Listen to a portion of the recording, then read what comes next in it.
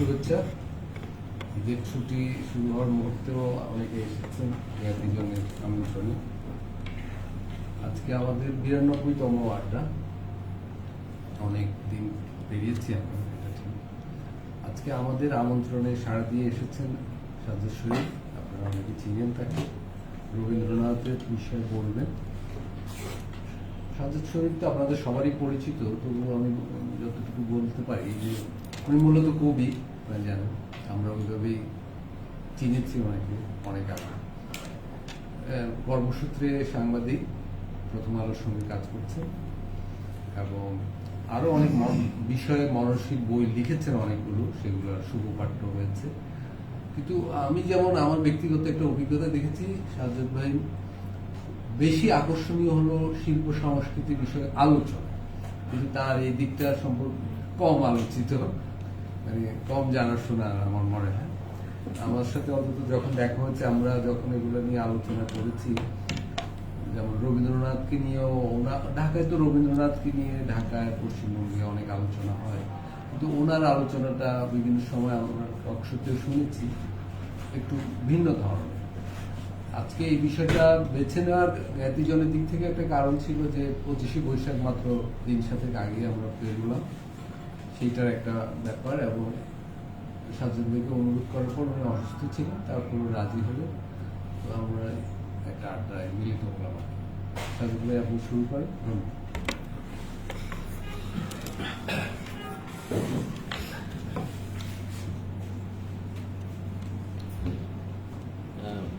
সবাইকে শুভেচ্ছা, বিশেষ করে জ্ঞাতিজনকে শুভেচ্ছা যে আমাকে, মানে আমি খুবই অকিঞ্চিতকর ভাবুক হিসেবে যদি বলি আর কি, বক্তা হিসেবে আমার যে খুব বিরাট কোনো সাফল্য আছে তাও কিছু না। আমি অন্তরালে লিখতে পছন্দ করি, কারণ অন্তরালে লিখলে কি নিজের সঙ্গে তর্ক করা যায়, এটা একটা সুবিধা আছে। আমি আমার লেখার প্রক্রিয়া হচ্ছে নিজের সঙ্গে নিজে তর্ক করা, তো ওইটা সুবিধা হয়। তো আলতাফ ভাই বন্ধু মানুষ, বন্ধু বান্ধবের আতিশয্যে তার বাঁচা যায় না আর কি, সেই কারণে রাজি হয়েছি।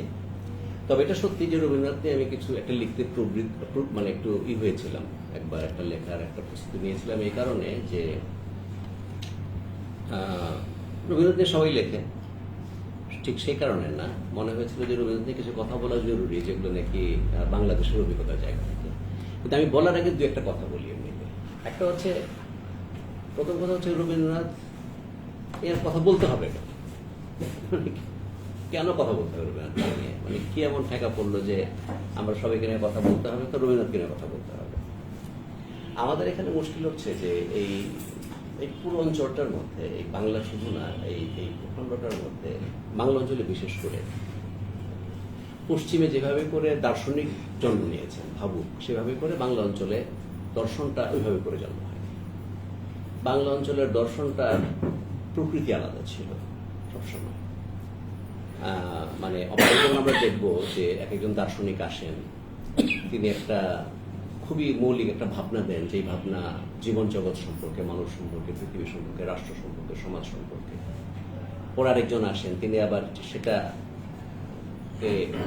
পর্যালোচনা করছেন, ওটাকে নতুন স্তরে নিয়ে যান, ওটাকে পর্যালোচনা করে তার সীমাবদ্ধতাগুলো দেখেন, এবং যে পৃথিবী যে আবার নতুন করে বিবর্তিত হয়েছে, মানুষের সীমানা প্রসারিত হয়েছে, মানুষ ইতিহাসের মধ্যে দিয়ে অগ্রসর হয়েছে বা পিছিয়েছে বা যাই করেছে, সেটার পরিপ্রেক্ষিতে ওই চিন্তাটাকে আবার নতুন করে পর্যালোচনা করেন এবং নতুন একটা দর্শন দেন।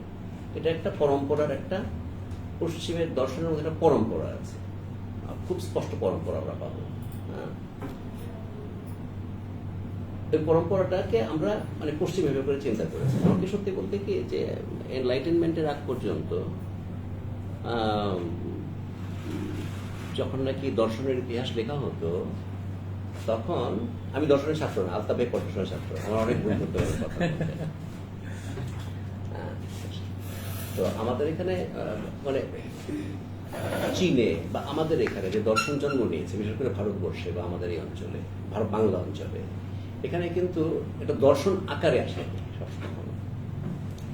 এখানে এসছে হয় সাহিত্যের মধ্যে, নয় গানের মধ্যে, এক একটা ভাবান্দোলন হয়েছে, এবং ওই ভাবান্দোলনের কারণে ওইটার একটা বলবো কল্পনার সংস্পর্শে, ভাবের সংস্পর্শে ভাষার মধ্যে আমরা সেটা ব্যক্ত করেছি কোনো না কোনোভাবে। সেটা কবিতা হিসেবে আমাদের সামনে এসছে, গান হিসেবে সামনে এসছে, হয়তো চর্চা হিসেবে সামনে এসছে, এবং ওর মধ্যে আমরা তর্ক পাবো না তা না, আমরা দেখবো যে একটার পর একটা কিন্তু হচ্ছে, কিন্তু ওইটা আর্গুমেন্ট আকারে আসে না, মানে স্পষ্ট আর্গুমেন্ট আকারে আসে না। ওটা আমরা দেখি গানের মধ্যে আমাদের বেছে নিতে হয়, খুঁজে নিতে হয় যে আচ্ছা তিনি কেন ওইখান থেকে আলাদা হয়ে গেলেন, তিনি কেন তার সঙ্গে এই বাহাসে যুক্ত হলেন। এবং এটা খুব একটা ইন্টারেস্টিং, আমি একটা বই পড়েছিলাম খুব ইন্টারেস্টিং, সেটা হচ্ছে যখন এডওয়ার্ড সাইদের 50 বছর পূর্তি হয় তখন তাকে নিয়ে একটা স্মরণিকা বেরিয়েছিল একটা বই, সেখানে এক দর্শনাধ্যাপক লিখেছিলেন যে এটা খুব একটা আশ্চর্যের ব্যাপার যে এনলাইটেনমেন্ট বলতে যাচ্ছেন, এনলাইটেনমেন্টের সময় তার আগ পর্যন্ত পৃথিবীতে লেখা হতো হিস্ট্রি অফ ফিলসফি, এরকম বই প্রচুর বেশি হিস্ট্রি অফ ফিলসফি, তার মধ্যে মিশরের দর্শন থাকতো, পশ্চিমের দর্শন থাকতো, ভারতবর্ষের দর্শন থাকতো, চীনের দর্শন থাকতো। তো কিন্তু এই হিস্ট্রি অফ ফিলসফিটা এনলাইটেনমেন্ট পাকা হতে হতে হতে এবং ইন্ডাস্ট্রিয়াল রেভলিউশন উন্মুখ হতে হতে পশ্চিমে যখন নাকি আধুনিক জাতি রাষ্ট্র প্রতিষ্ঠা হচ্ছে, এর মধ্য দিয়ে বার্ট্রান্ড রাসেল যে লিখলেন হিস্ট্রি অফ ওয়েস্টার্ন ফিলসফি, যে হিস্ট্রি অফ ফিলসফি যে হিস্ট্রি অফ ওয়েস্টার্ন ফিলসফিতে পর্যবসিত হলো, মানে ইতিহাসে এই অল্প সময়ের ভিতরে যে দর্শনের সংজ্ঞা দেওয়া হচ্ছে বারবার, যে দর্শন কোনটাকে বলবো, ফলে ওই নতুন সংজ্ঞার মধ্য দিয়ে ইউরোপের বাইরের যে ফিলসফিগুলো সেগুলো বাদ পড়ে যাচ্ছে। কারণ দর্শনের যে নতুন সংজ্ঞা তৈরি হচ্ছিল আর্গুমেন্টেটিভ ফিলসফি, সেখানে আস্তে আস্তে দেখা যাচ্ছে যে অন্যান্য ফিলসফি বাদ হয়ে গেল, হতে হতে এটা history of philosophy, history of western philosophy হয়ে উঠল। কথাটা বললাম এই কারণে যে ওয়েস্টের যে ওয়েস্টের ধরনের মধ্যে এই আমরা দেখব চিন্তার একটা ক্রিটিক বলে, যেমন কান্টের বই আছে ক্রিটিক অফ পিওর রিজন, পর্যালোচনা, চিন্তার পর্যালোচনা করে। কেন করে? কারণ প্রত্যেকটা লোক যে চিন্তা নিয়ে আসে সেই চিন্তার একটা প্রভাব তার ইতিহাসের মধ্যে পড়ে, তার সমাজের মধ্যে পড়ে। এবং আপনারা যদি দেখেন যে এই যে সামন্তবাদ থেকে যে আধুনিক জাতি রাষ্ট্র পর্যন্ত একটা সেকুলার স্টেট, যে স্টেটটা আমরা দেখি একটা জুডিও খ্রিস্টিয়ান এন্টিটি হিসেবে একটা নির্দিষ্ট ধরনে আধুনিক জাতি রাষ্ট্র পশ্চিমে ডেভেলপ করেছে, এর পেছনে দর্শনের ইতিহাসের যেমন লড়াই আছে তেমনি বাস্তবের ইতিহাসের লড়াই আছে, এবং দুটার মধ্যে একটা সম্পর্ক আছে, দুটা একসঙ্গে পাশাপাশি গেছে। রবীন্দ্রনাথ কেন জরুরি কথাটা বললাম, এই কথাগুলো বললাম পার্শ্ব কারণ হিসেবে এইভাবে, কারণে যে আমরা যদি আমাদের ইতিহাসকে বুঝতে চাই এবং আমাদের সময়টাকে বুঝতে চাই, তাহলে আমাদের পেছনে যারা যারা ভূমিকা রেখেছেন চিন্তায় কোনো না কোনোভাবে, এবং ইতিহাসের মধ্যে যাদের চিহ্ন করেছে আমাদের জাতিগত মননের মধ্যে এবং ওটার একটা ইতিহাসের মধ্যে ছাপ পড়েছে, তাদের সঙ্গে যদি আমরা তর্ক না করি এবং তাদের সঙ্গে আমরা যদি মুখোমুখি না দাঁড়াই এবং তাদের সঙ্গে যদি পর্যালোচনা না করি, তাহলে আমাদের পক্ষে আগে বাড়া সম্ভব না। ফলে রবীন্দ্রনাথ যদি বাদ দিই তাহলে আমরা আমাদেরকে অনেকটা বাদ দিয়ে দিতে হবে। শুধু রবীন্দ্রনাথ, আমাদের লালনকে বাদ দিয়ে আমাদেরকে বাদ দিয়ে দিতে হবে অনেকটা, আমরা যদি নজরুলকে বাদ দিয়ে আমাদের একটা বাদ দিতে হবে। ফলে যে লোকগুলা আমাদের আগে এসছেন এবং কোনো না কোনোভাবে আমাদের সমাজের মধ্যে ভূমিকা রেখেছেন, তাদেরকে আমরা পছন্দ করতে পারি, তাদেরকে আমরা অপছন্দ করতে পারি, কিন্তু তাদেরকে আমাদের আলোচনা করতে হবে, পর্যালোচনা করতে হবে। এই জন্য রবীন্দ্রনাথ পর্যালোচনা করা জরুরি। এখন পর্যালোচনা করা জরুরি কেন? জরুরি এই কারণে, কারণ আমরা জানি যে যে কোনো বর্তমান ইতিহাসে পুঞ্জীভূত একটা অবস্থা যেখানে এসে পৌঁছেছি আমরা সেখানে, এবং আমরা যদি আগে বাড়তে চাই তাহলে পেছন থেকে আমরা ইশারা খুঁজি। ইতিহাস অতীত নয়, ইতিহাস বর্তমান, এবং ইতিহাস সম্ভবত ভবিষ্যতের পথ একই সঙ্গে। তো এই জন্য দরকার। তো এখন বাংলাদেশ রাষ্ট্রটা এখন রবীন্দ্রনাথ পর্যালোচনা করতে গিয়ে জটিলতার অনেকগুলো কারণ আছে। কারণ আমরা খুব স্পষ্টভাবে দেখতে পাই যে একদল লোক রবীন্দ্রনাথের ব্যাপারে একেবারে পূজা পার্বণ করে শেষ করে দেন, রবীন্দ্রনাথের একটা দেবত্ব আরোপ করেছেন এবং তার সন্দেহ করার কোনো কিছু নেই। আরেকদল লোক মনে করেন যে রবীন্দ্রনাথের মতন বদমাশি হয় না এবং একটা নচ্ছার লোক এবং বাঙালি মুসলমানদের পক্ষে অসম্ভব পরিত্যাজ্য ঠিকই আছে। কি কারণ? অনেক কারণ আছে, এগুলো আমরা জানি। সেগুলো তো যেটাই সত্য হোক, আমার কথা হচ্ছে এটাও সত্য হতে পারে, এটা সত্য হোক, আমরা যাচাই প্রত্যেকটা জিনিসে আমাদেরকে খুব শক্তভাবে যাচাই করতে হবে। রবীন্দ্রনাথ সময় আলোচনা করার সমস্যা কোথায়? একটা হচ্ছে যে আমরা যখন একটা ঐতিহাসিক পরিপ্রেক্ষিতের মধ্যে রবীন্দ্রনাথকে আলোচনা করতে যাই তখন আমরা প্রায় একটা ভ্রান্তির মধ্যে পড়ি, এই কারণে যে এখনো পর্যন্ত বাংলাদেশের যে ইতিহাস চর্চা, সেই ইতিহাস চর্চা সত্যি সত্যি হয় যাকে আমরা বলি পরাশক্তি, মানে পৃথিবীর বড় বড় দেশ যারা নাকি গ্লোবাল ইকোনমি রান করে, গ্লোবাল পলিটিক্স যারা চালায়, বিশ্ব রাজনীতি অর্থনীতি যারা নিয়ন্ত্রণ করে, তাদের ইতিহাসের অধীনে আমরা আমাদের ইতিহাস দেখি, অথবা ভারত পাকিস্তানের যে একটা একটা একটা হেজিমনিক যে একটা একটা আধিপত্য বিস্তারকারী যে ইতিহাসটা আছে, আমরা আমাদের বাংলাদেশের ইতিহাসটাকে তার মধ্যে দিয়ে দেখি। আমরা আমাদের ইতিহাসটা আমাদের মধ্যে দেখতে পারি না, এটা হচ্ছে প্রধান সমস্যা। ফলে আমরা যখনই রবীন্দ্রনাথকে আলোচনা করবো, আমরা কোন কনটেক্সটে রাখবো, সেই কনটেক্সটে রাখতে গিয়ে আমাদের সমস্যা। এটা হচ্ছে রবীন্দ্রনাথকে আলোচনার একটা বড় সমস্যা। রবীন্দ্রনাথকে আলোচনার আরেকটা বড় সমস্যা হচ্ছে যে রবীন্দ্রনাথ সম্পর্কে আমরা অনেক রবীন্দ্রনাথ হচ্ছে বাংলাদেশের সবচেয়ে বড় কুসংস্কারগুলোর মধ্যে একটা। মানে রবীন্দ্রনাথ সম্পর্কে আমরা যা জানি, সত্য কথা, তার একটা বড় অংশ আমরা জেনেছি পাঠ্যপুস্তকে কয়েকটা কবিতা বা গদ্য থেকে, আর কান কথা থেকে, বা কারো বক্তৃতা থেকে। নিজে সরাসরি বই পড়ে জেনেছি এমন লোকের পরিমাণ খুব কম। এটা হচ্ছে বাস্তবতা। রবীন্দ্রনাথ সম্পর্কে ধারণা আমরা কিন্তু রবীন্দ্রনাথ কিছু না পড়ে কিন্তু রবীন্দ্রনাথ সম্পর্কে বড় কিছু বলতে পারবো, এটা বাস্তবতা। মানে ঠিক যে বাংলাদেশে দুই চারটা বিষয় আছে যেগুলো সম্পর্কে আমরা বাতাস থেকে ধারণা পাই, তার মধ্যে রবীন্দ্রনাথ একজন। 3 নম্বর আরেকটা কারণ হচ্ছে রবীন্দ্রনাথ সম্পর্কে, সেটা হচ্ছে রবীন্দ্রনাথের দীর্ঘ জীবন। রবীন্দ্রনাথের চিন্তা প্রায় প্রত্যেকটা ক্ষেত্রে বিবর্তিত হয়েছে। রবীন্দ্রনাথের জীবন অনেক পর্যায়ে ছিল, এবং কোনো কোনো পর্যায়ে খুবই মারাত্মক, যেগুলো ধরলে রবীন্দ্রনাথকে আপনার বর্জন করতে ইচ্ছে করবে, এটাও সত্য।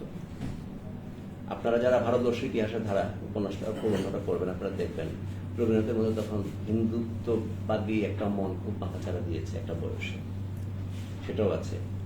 আবার রবীন্দ্রনাথ এগুলো থেকে সরেও এসছেন। রবীন্দ্রনাথ এক জাতীয়তাবাদী রাজনীতি সম্পর্কে রবীন্দ্রনাথের ধারণা শুরুতে যেরকম ছিল, পরে যেরকম হয়েছে, আকাশ পাতাল তফাৎ হয়েছে। মুসলিম সম্পর্কে তার যে ধারণা আগে যেরকম ছিল, পরে যেরকম হয়েছে, আকাশ পাতাল হয়েছে। ফলে মানে তার চিন্তা কোন একটা জায়গায় হাত দিয়ে যদি বলি এটা রবীন্দ্রনাথ, এবং বলার মতন বহু লোক আছেন। সেদিন আমার অফিসের মধ্যে একজন আমার খুব এই লিখেছেন, হ্যাঁ এই লিখেছেন, আবার এইও লিখেছেন। মুশকিলটা হচ্ছে যে আমরা একটা মানে এই বিবর্তনটা বুঝতে হবে। একটা সক্রিয় লোক যিনি সক্রিয়তার সঙ্গে তার চিন্তা বদল করে চলেছেন, তাকে বুঝতে গেলে সেটা বোঝা দরকার। এটা হলো আরেকটা দিক। এগুলো হচ্ছে রবীন্দ্রনাথ সম্পর্কে আমাদের একটা বড় চ্যালেঞ্জ আমি মনে করি। আর রবীন্দ্রনাথ সম্পর্কে এটা আমি দুঃখজনকভাবে বলবো, কথাটা হয়তো আমার ছোট মুখে বড় কথা হবে, 90% বই হচ্ছে খুব ফালতু ধরনের বই বলে আমার ধারণা। মাফ করবেন, কারণ আমি নতুন কথা খুব কম পেয়েছি রবীন্দ্রনাথের অধিকাংশ বইয়ের মধ্যে। কতগুলা কথা চর্বিত, আমরা জানি রবীন্দ্রনাথ মহান, রবীন্দ্রনাথ বড় কবি, রবীন্দ্রনাথ আমাদের সমস্ত অনুভূতি প্রকাশ করেছেন। এমন কোনো অনুভূতি নাই যেটা নাকি রবীন্দ্রনাথ, এমন কোনো অনুভূতি আবিষ্কৃত হবে না যে রবীন্দ্রনাথ লেখেননি। এরকম অনেক কথা আছে, বাড়তি কথাও আমরা বলি অনেক কিছু, না? তো সেখান থেকে আসা দরকার। কিন্তু তার চেয়ে বড় দরকার বাংলাদেশে আমরা কেন রবীন্দ্রনাথকে, মানে রবীন্দ্রনাথের জিনিসটা হয়েছে এই যে বাংলাদেশ একটা অদ্ভুত রাষ্ট্র। অদ্ভুত রাষ্ট্র এমনকি মানে আমি যদি পূর্ববঙ্গ হিসেবে দেখি, রাষ্ট্র হিসেবে পরিগঠিত হওয়ার আগেও পূর্ববঙ্গ একটা অদ্ভুত জায়গা। পূর্ববঙ্গ হচ্ছে পুরো এই ভারতীয় অঞ্চলের মধ্যে যদি আমরা বলি, তাহলে বলতে হবে যে দুর্ভাগ্যজনকভাবে সবচাইতে হয়তো পরিত্যক্ত অঞ্চল যদি বলি সেটা ছিল। কারণ প্রথমত বদ্বীপ অঞ্চল, ফলে আমাদের এই অঞ্চলের যে আবহাওয়া, স্যাঁতস্যাঁতে আবহাওয়া। ধরুন ভারতবর্ষের অন্যান্য অঞ্চলে ধরুন একটা অশোক স্তম্ভ যদি কেউ দেখে, অনেকগুলো প্রজন্ম একই একটা চিহ্ন দেখছে, আপনার অশোক স্তম্ভ দেখছে। ফলে একটা জাতি যেভাবে করে কতগুলো চিহ্ন দিয়ে নিজেকে আইডেন্টিফাই করে, আবিষ্কার করে। আমাদের বাংলা অঞ্চল একটা যেখানে সারাক্ষণ ঝড় ঝঞ্ঝা চলে, যেখানে পলি মাটি, যেখানে স্যাঁতস্যাঁতে পচে যায়, সব কিছু ভেঙে যায় নদীর ভাঙনে, ফলে আমাদের এখানে কিছু টিকে থাকে না। ফলে এই অঞ্চলটার সমস্যা হচ্ছে এখানে যে আমরা যে প্রজন্মগত স্মৃতি, এটা একটা জটিল জায়গা আমাদের জন্য অন্যান্য অঞ্চলের চেয়ে। এবং জলা জঙ্গলের কারণে আপনারা জানেন যে এই অঞ্চলটা নিয়ে অনেকে কাজ করেছেন, যারা নাকি হিস্টোরিয়ান আছেন। এত বিভক্ত ছিল, এত মানে এক অঞ্চল থেকে অঞ্চলের আরেক অঞ্চলে যাওয়া, এত দূরত্ব ছিল, যেখানে লোকেরা একটা একতাবদ্ধ হয়ে যে একটা রাষ্ট্র মতো বা রাজ্য মতো গঠন করবে তার উপায় ছিল না। এবং বাবুর নামাতে কিন্তু বাবুরের স্মৃতির মধ্যে আছে এই কথাটা যে এরকম একটা ওরা কেন এই কথা। প্রথমত তো আর্য ধর্মের মধ্যে আছে, যে হিন্দু পুরাণের মধ্যে, আর্য পুরাণের মধ্যে আছে যে এই অঞ্চলে আসলে সবার মতো অতিক্রম হয়। এটা এবং বাবরের মধ্যে আছে যে এই অঞ্চলের লোকেরা কেন একত্র একটা রাজ্য গ্রহণ করতে পারে না, আসলে পারে না কেন, তার কারণ বাস্তবিক কারণ ছিল হচ্ছে বাংলা। ফলে এই অঞ্চলের মানুষ সবচেয়ে হতদরিদ্র, সবচেয়ে নিপীড়িত, সবচেয়ে প্রকৃতিপিষ্ট একটা জাতি। কিন্তু ঘটনাচক্রে এই জাতি একটা রাষ্ট্র তৈরি করেছে, যেটা এই পাকিস্তান, ভারত এবং সব জায়গায় মিলিয়ে যাদের প্রজন্মগত স্মৃতি আছে, যাদের বিরাট বিরাট নথি আছে, যাদের বড় বড় অনেক কিছু আছে, তারা কিন্তু রাষ্ট্র তৈরি করতে পারেনি, জাতি রাষ্ট্র যদি বলি। এটাই এই কর্মমাক্ত মাটি তুব্য হয়ে থাকা সবচেয়ে দরিদ্র এবং না খাওয়া মানুষরা কিন্তু একটা রাষ্ট্র তৈরি করেছে। এখন ঘটনাটা হচ্ছে যে রবীন্দ্রনাথ ঠাকুর যে বছরে মারা গেলেন 1941 সাল, 41 সালে মারা গেলেন, তখন দ্বিতীয় বিশ্বযুদ্ধ শুরু হয়েছে মাত্র। এবং পৃথিবীতে দ্বিতীয় বিশ্বযুদ্ধ একটা সময় যেটা নাকি পৃথিবীকে বিভক্ত করে ফেলেছে। বিশ্বযুদ্ধের আগে এক রকমের পৃথিবী, বিশ্বযুদ্ধের পরে আরেকটা রকমের পৃথিবী। সেই পৃথিবী রবীন্দ্রনাথ দেখেননি। ফলে রবীন্দ্রনাথের পক্ষে কল্পনা করা খুব কঠিন ছিল যে এই যুদ্ধের পর অল্প দিনের মধ্যে যেই দশকের শুরুতে তিনি মারা যাচ্ছেন, সেই দশকেরই প্রায় শেষ দিকে গিয়ে 3টা টুকরোয় 2টা দেশ হিসাবে ভারতবর্ষ আবির্ভূত হবে। এবং তার পক্ষে কল্পনা করা হয়তো আরো কঠিন ছিল যেই বছর তিনি মারা গেলেন তার ঠিক 3 দশক পরে পূর্ববঙ্গের বাঙালিরা, যারা তার ছোট গল্পের বিষয়বস্তু, তারা একটা রাষ্ট্র কায়েম করবে। ফলে বাংলাদেশের যে একটা উদ্ভব হয়েছে, একটা রাষ্ট্র হিসেবে উত্থান হয়েছে, এটা রবীন্দ্রনাথের পক্ষে কল্পনা করা কঠিন। তো মুশকিলটা হচ্ছে এখানে যে আমরা দেখব যে 47 সালের পরে খুব দ্রুত ভাষাকে কেন্দ্র করে, আসলে ভাষাটা তো একটা ব্যাপার, বৈষম্যই মূল বিষয় ছিল, ভাষার মধ্যে আত্মপ্রকাশ করেছে। কারণ তার আগে ভাষা আন্দোলন যারা করেছে আমরা এখন জানি যে তারা সবাই ছিল মূলত পাট চাষিদের সন্তান বা তাদের পরের প্রজন্ম, এবং পাট চাষের টাকা কিভাবে করে পশ্চিম পাকিস্তানে চলে যেত, এবং এগুলো তো আমরা জানি, এগুলো তো ইতিহাসে যাওয়ার দরকার নাই। তো তখন যে আমাদের মধ্যে বৈষম্যের চেতনা এসছে এবং ভাষার মধ্য দিয়ে যে প্রথম আমাদের মধ্যে একটা প্রতিবাদ তৈরি হলো, এটা তো সত্যি যে পার্টিশন যখন হয়েছে, একটা সময় আমরা খালি জানতাম যে বাঙালি মুসলমানরাই বা পার্টিশন চেয়েছে, এর জন্য বাঙালি মুসলমান দিনদিন পর্যন্ত অপরাধী হয়ে মাথা নিচু করেছিল পুরো ভারতবর্ষের কাছে।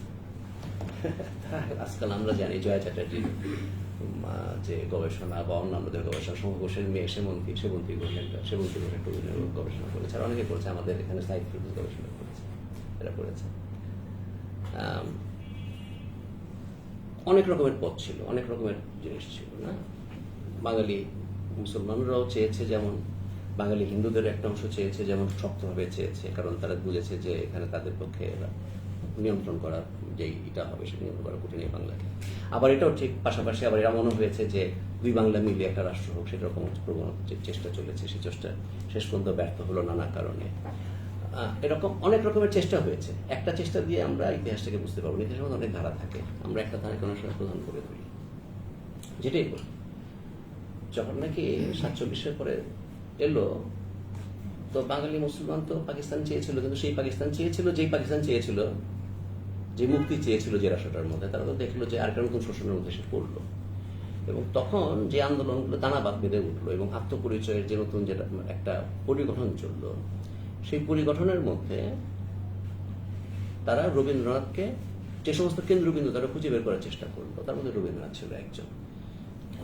তো আমি একটু আজকে বলার চেষ্টা করবো, হয়তো তখন পরিপ্রেক্ষিতই বললাম, একটু বলার চেষ্টা করব যে যেই রবীন্দ্রনাথ অ্যাকচুয়ালি ভাবেননি, সেই রবীন্দ্রনাথ মানে বাংলাদেশের কথা, তো লোকেরা যখন নাকি রবীন্দ্রনাথকে একটা কেন্দ্রভূমি হিসেবে চিন্তা করলো, তারপর তো অনেক অ্যাক্টিভিটিস হলো রবীন্দ্রনাথকে কেন্দ্র করে, অনেক সাংস্কৃতিক আন্দোলন এই সে অনেক কিছু হলো। এর মধ্য দিয়ে আসলে আমাদের যে রাজনৈতিক সংগ্রামটা হলো পুরো 50-এর দশক থেকে 60-এর দশক আরো তীব্র হলো, 71 তো মুক্তিযুদ্ধই হলো। এর মধ্য দিয়ে এই সংগ্রামের মধ্য দিয়ে কোন রবীন্দ্রনাথকে আমরা তৈরি করলাম, যে রবীন্দ্রনাথটা একেবারে আলাদা, যে রবীন্দ্রনাথটা বাংলাদেশের রবীন্দ্রনাথ, যে রবীন্দ্রনাথটা আমরা তৈরি করেছি আমাদের রক্তাক্ত ইতিহাসের মধ্য দিয়ে। পশ্চিমবঙ্গেরও নিশ্চিত রবীন্দ্রনাথ আছে, ডেফিনেটলি। সেটা তারা বলবেন, সেটা তো ঠিক আছে, কিন্তু আমাদের একটা রবীন্দ্রনাথ, সেটা আমাদের বোঝা দরকার। তাহলে ওই রবীন্দ্রনাথকে বুঝলে হয়তো আমরা আমাদের অনেকটা বুঝবো, এটা শুধু রবীন্দ্রনাথকে বোঝা হবে না, সেটা বুঝলে আমরা অনেকটা নিজেদের বুঝবো। একটু যদি আমি শুরু থেকে বলি, ধরুন রবীন্দ্রনাথ যখন বিখ্যাত হয়ে উঠছে নোবেল পুরস্কার পাওয়ার পরে, তো তারা কোন আসলে বাঙালি হিন্দুরাও যে রবীন্দ্রনাথকে খুব পাত্তা দিয়েছে তা না, খুবই বাজে কমেন্ট আছে তার সম্বন্ধে, খুব বাজে বাজে মন্তব্য করতেন, এবং তার কবিতা আসলে বোঝার মতন যে সক্ষমতা সেটা তৈরি হয়নি এই কবিতা তিনি লিখেছিলেন। অনেকে বলতেন যে তিনি পায়রার মতন বাকবাকুনি কবিতা লেখেন, পায়রা কবি এরকম বলেছেন, কারণ তিনি যে বিমূর্ত ধরনের ভাব তার কবিতার মধ্যে ব্যক্ত হতো, মানে কলোনিয়াল বাঙালির মধ্যে সেই এডুকেশন বা সেই মনন তৈরি হয়নি যে মনন থেকে কবিতাগুলোকে বোঝার ক্ষমতা খুব কম লোকের মধ্যে ছিল হয়তো। কিন্তু নোবেল পুরস্কার পাওয়ার পরে লোকে বুঝতে পারলো যে নিশ্চয়ই গুরুত্বপূর্ণ কবি হবেন তিনি, নোবেল পুরস্কার পেয়েছেন। তখন হঠাৎ করে বাঙালি সমাজের মধ্যে যেটা হয়, বাঙালির মধ্যে আছে না, যেমন সত্যজিতের ছবি মানে হচ্ছে ভালো ছবি, তো মীনাল সেনের ছবি বাড়িতে করে ছবি দেখবে না, সত্যজিতের ছবি হয়তো 10টা শো হচ্ছে বা 15টা শো হচ্ছে, আর একটা ছবি হয়তো একটা শো, এরকম হয় বাঙালির কাছে। আবার সব বাঙালি মুসলমানের সবকিছু একটা হলে হয়, কেশ্বরবাদী তো সবকিছু একটা একটা করে হলে হয়, একজন কবি নজরুল, একজন শেখরিংটা জনলাবেদে, সবকিছু একটা একটা করে পেলে আমরা খুশি হয়ে যাই। যাই হোক, তো সরি, তো যেটা হচ্ছিল যে যেটা বলছিলাম, তো তখন সেই সময়টায় রবীন্দ্রনাথকে নিয়ে তর্ক বিতর্ক তখনও ঠিক ওইভাবে শুরু হয়নি। শুধু একটা জিনিস ছিল যে একটা ধর্মভেদ, কারণ এটা একটা ব্যাপার ছিল, আর একটা প্রশ্ন ছিল যে তিনি যথেষ্ট পরিমাণে মুসলমানদের প্রতি অনুকম্পাই কিনা, সহানুভূতিশীল কিনা, মুসলমানরা যথেষ্ট পরিমাণে জায়গা নিচ্ছে কিনা তার সাহিত্যের মধ্যে, সমস্ত প্রশ্ন হচ্ছে। তখন খুবই মজার ব্যাপার, 2-3জন লেখকের কথা আমি বলতে পারি যারা এমন কিছু কথা বলেছেন যেগুলো আমরা নামগুলো শুনলে অবাক হবো। যেমন গোলাম মুস্তাফা, যিনি পাকিস্তান আন্দোলনের একজন একনিষ্ঠ কবি ছিলেন, মানে পাকিস্তান আন্দোলনকে সমর্থন করেছেন। তিনি তার প্রথম দিকে এবং পরবর্তীকালে রবীন্দ্রনাথের বিরোধিতাও করেছেন, কিন্তু উনি পার্টিশনের আগে উনি বলছেন একটা জায়গাতে যে রবীন্দ্রনাথের মধ্য দিয়ে মুসলমান ইসলামী ভাবের সর্বোত্তম প্রকাশ ঘটিয়েছে। গোলাম মুস্তাফা। কাজী আব্দুল ওদুদ তার শাশ্বত বঙ্গে লিখছেন, খুব ইন্টারেস্টিং লেখাতে। তিনি গীতাঞ্জলি এবং সমস্ত কবিতা উদ্ধৃতিতে তিনি লিখছেন, বলছেন যে এই সমস্ত কবিতার মধ্যে ইসলামের ভাবধারার যে প্রকাশ ঘটেছে এবং কোরআনের যে চেতনার যে প্রকাশ ঘটেছে তা বিবেচনা করলে বলতে হবে রবীন্দ্রনাথ শ্রেষ্ঠতম মুসলমান।